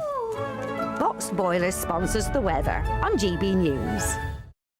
Hello there, good morning and welcome to your latest GB News weather forecast. Rather cloudy today, but lots of places will be dry this bank holiday with some spells of sunshine, but there is the risk of some heavy showers developing, particularly across the south. But this morning, lots of cloud across the UK, some outbreaks of rain and drizzle, murky in places. Best of the sunshine first thing across parts of Scotland and the far south of England, but the sunshine will trigger some heavy showers here as we move through into the afternoon. Some brighter breaks developing elsewhere, but largely dry for most.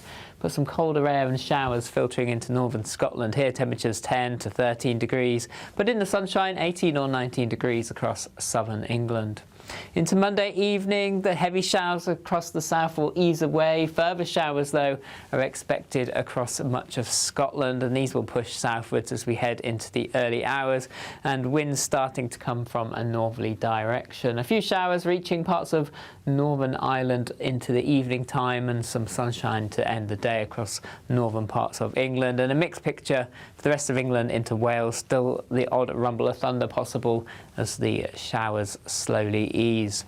Overnight we'll see some longer clear spells starting to develop, some showers in between and under the clear skies, and light winds across England and Wales. We could see a few mist and fog patches forming. Some longer spells of rain still possible across the northern parts of Scotland. Here temperatures down to 4 or 5 degrees for most of us, generally in high single figures, low double digits for southern England.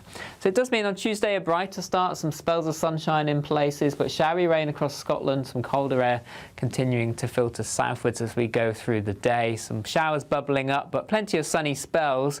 And for everyone, particularly in the north and the west, feeling a little chillier, temperatures more like the low teens to mid-teens, still reaching around 17 or 18 towards southeast. Expect warm spells with the odd rude interruption. Boxed Boilers sponsors the weather on GB News.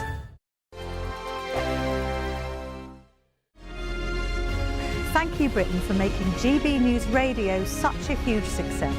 Whether you're in the car, on the go, or listening at home, thank you for choosing us as your radio station.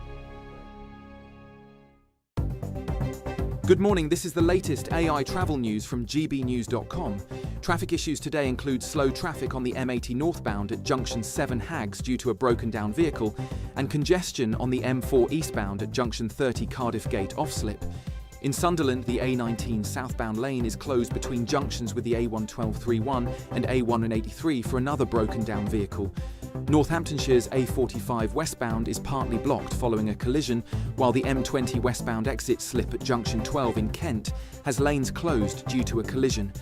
And on the trains, Gatwick Express and southern services between Haywards Heath and Gatwick Airport are affected. For more travel news, go to gbnews.com. Bold. They are under no illusion. Ray, are you a human trafficker? Boundless.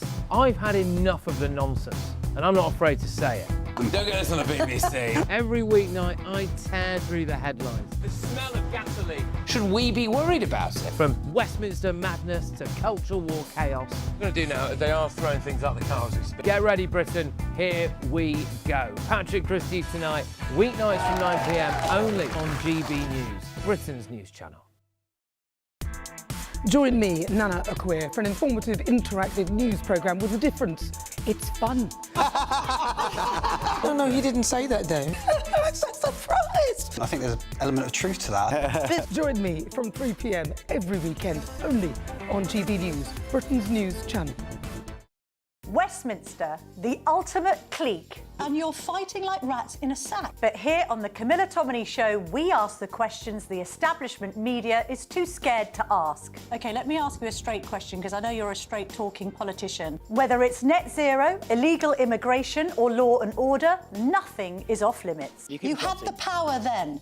Yeah, and now you've lost it. That's the Camilla Tominey Show, a politics show that's fearless. But no, let me finish my question if you don't mind, because it is my show. Sundays at 9:30, only on GB News, the People's Channel, Britain's news channel. Buckle up, Britain. It's going to be quite a ride. Votes are being cast and counts are gearing up in elections across the country. Everything could change. From the first result to the inevitable aftermath. We'll be across it all. Vote 2026, the people decide. From 11 p.m. Thursday night, only on GB News, Britain's news channel. Does Chopper need a coffee? More people are now tuning in to GB News. They shape our programmes, we try and incorporate them in our shows as much as we can. Our audience are really interactive. Our listeners, our viewers, they're growing. And that's because they tell their friends and family about what we're doing here at GB News. It feels like the depth of that connection has strengthened as well. Thank you so much for speaking to us on GB News. Come and say hello to everybody that's here from GB News. It's been an exceptional event. We've come a long way here now. What's so unique about GB News viewers is that they really, really love our country. And they talk about us so proudly. We're on a journey together. We are here for all of Britain. We believe in this country, we believe in its people, and we believe in all of the communities who live here. That's what makes us the fearless champion of Britain.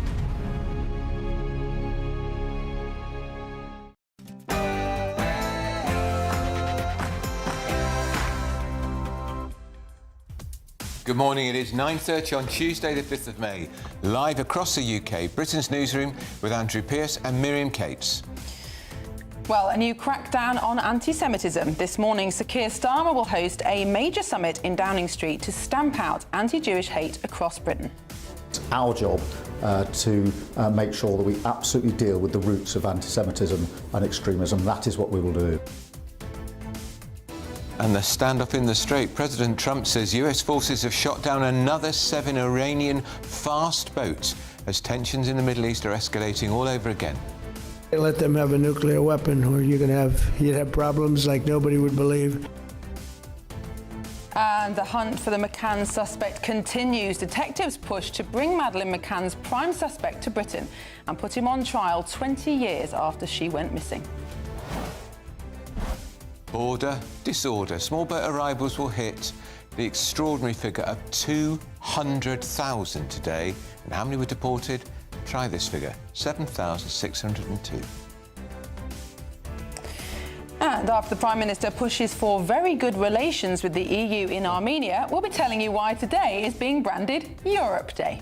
Big yuck from me. Cruise virus horror. The hantavirus outbreak on a cruise ship has now killed 3 people and 1 British crew member is having urgent care. We do appreciate what they do for us when we do come over here because they treat us like royalty. A moment of honour and remembrance as World War II veterans are in the Netherlands to lead Liberation Day celebrations. Last orders, 2 pubs are closing in Britain every day as rising costs pile on the pressure for our struggling boozers. And the glitz and glamour. Celebrities boycott the Met Gala over Jeff Bezos' involvement, and there were some very unique outfits on display.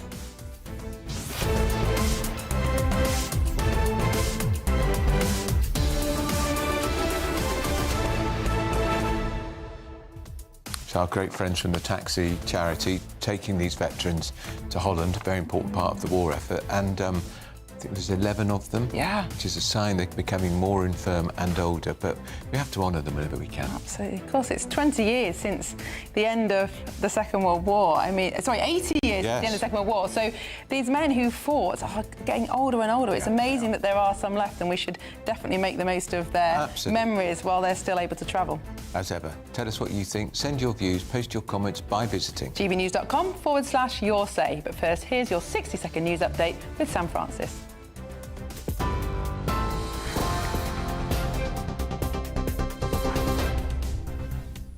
Very good morning to you from the newsroom just after 9:30. The headlines this hour: Sir Keir Starmer is calling for a whole-of-society response to anti-Semitism after the Golders Green terror attack. He says attacks on British Jews are a crisis for all of us and a test of our values. The Prime Minister has now called in police, business and cultural leaders to Downing Street today in an effort, he says, to eradicate anti-Semitism from every corner of society. Iran says clashes with the United States in the Gulf, prompted by American efforts to escort commercial shipping through the Strait of Hormuz, show there is no military solution to the war. Tehran warned US forces will be dragged back into a quagmire. But last night, President Donald Trump said if any US ships are targeted, the Iranians will be blown off the face of the earth. Here, the head of NHS England is urging people to consider volunteering with the health service. Sir Jim Mackey says volunteers can make a powerful contribution to the NHS. Around 70,000 volunteers already support services across the country. Manchester Airport has been ranked the worst in the UK for flight delays. Analysis shows departures were almost 20 minutes late on average last year. The airport says delays are often caused by weather, air traffic disruption and wider global issues. And around 2 pubs are closing every day across Britain, according to industry figures. The British Beer and Pub Association says 161 pubs shut in just the first 3 months of this year. It warns that higher taxes, labour costs and weaker consumer confidence are putting local venues at risk. Those are this morning's headlines. A full roundup with the news at 10. Tune in to GB News Radio wherever you are. Online, on DAB Digital Radio, on TuneIn, on Radio Player, on Nation Player and on your smart speaker. Just say, play GB News.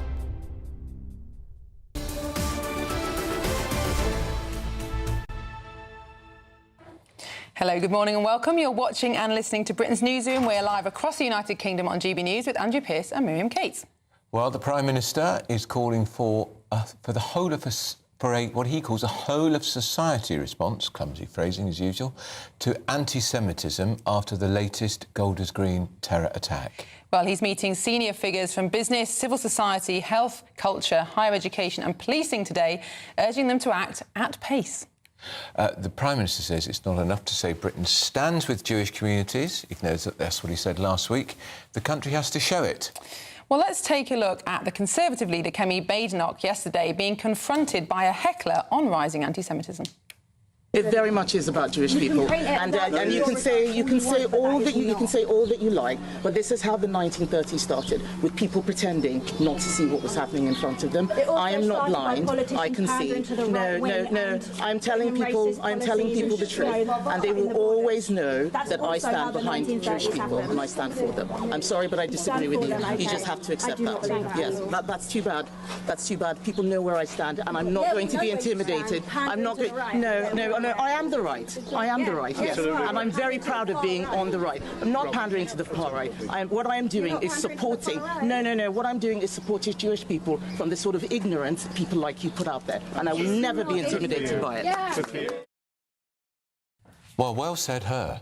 Actually. Feisty response. Yeah, and quite right at first. And, of course, the Prime Minister was heckled last week because he did eventually go, didn't he? Yes. Got there in the end. But I mean, Badenoch was there very quickly, and we do need politicians to call it out because it's Jewish hatred, anti-Semitism.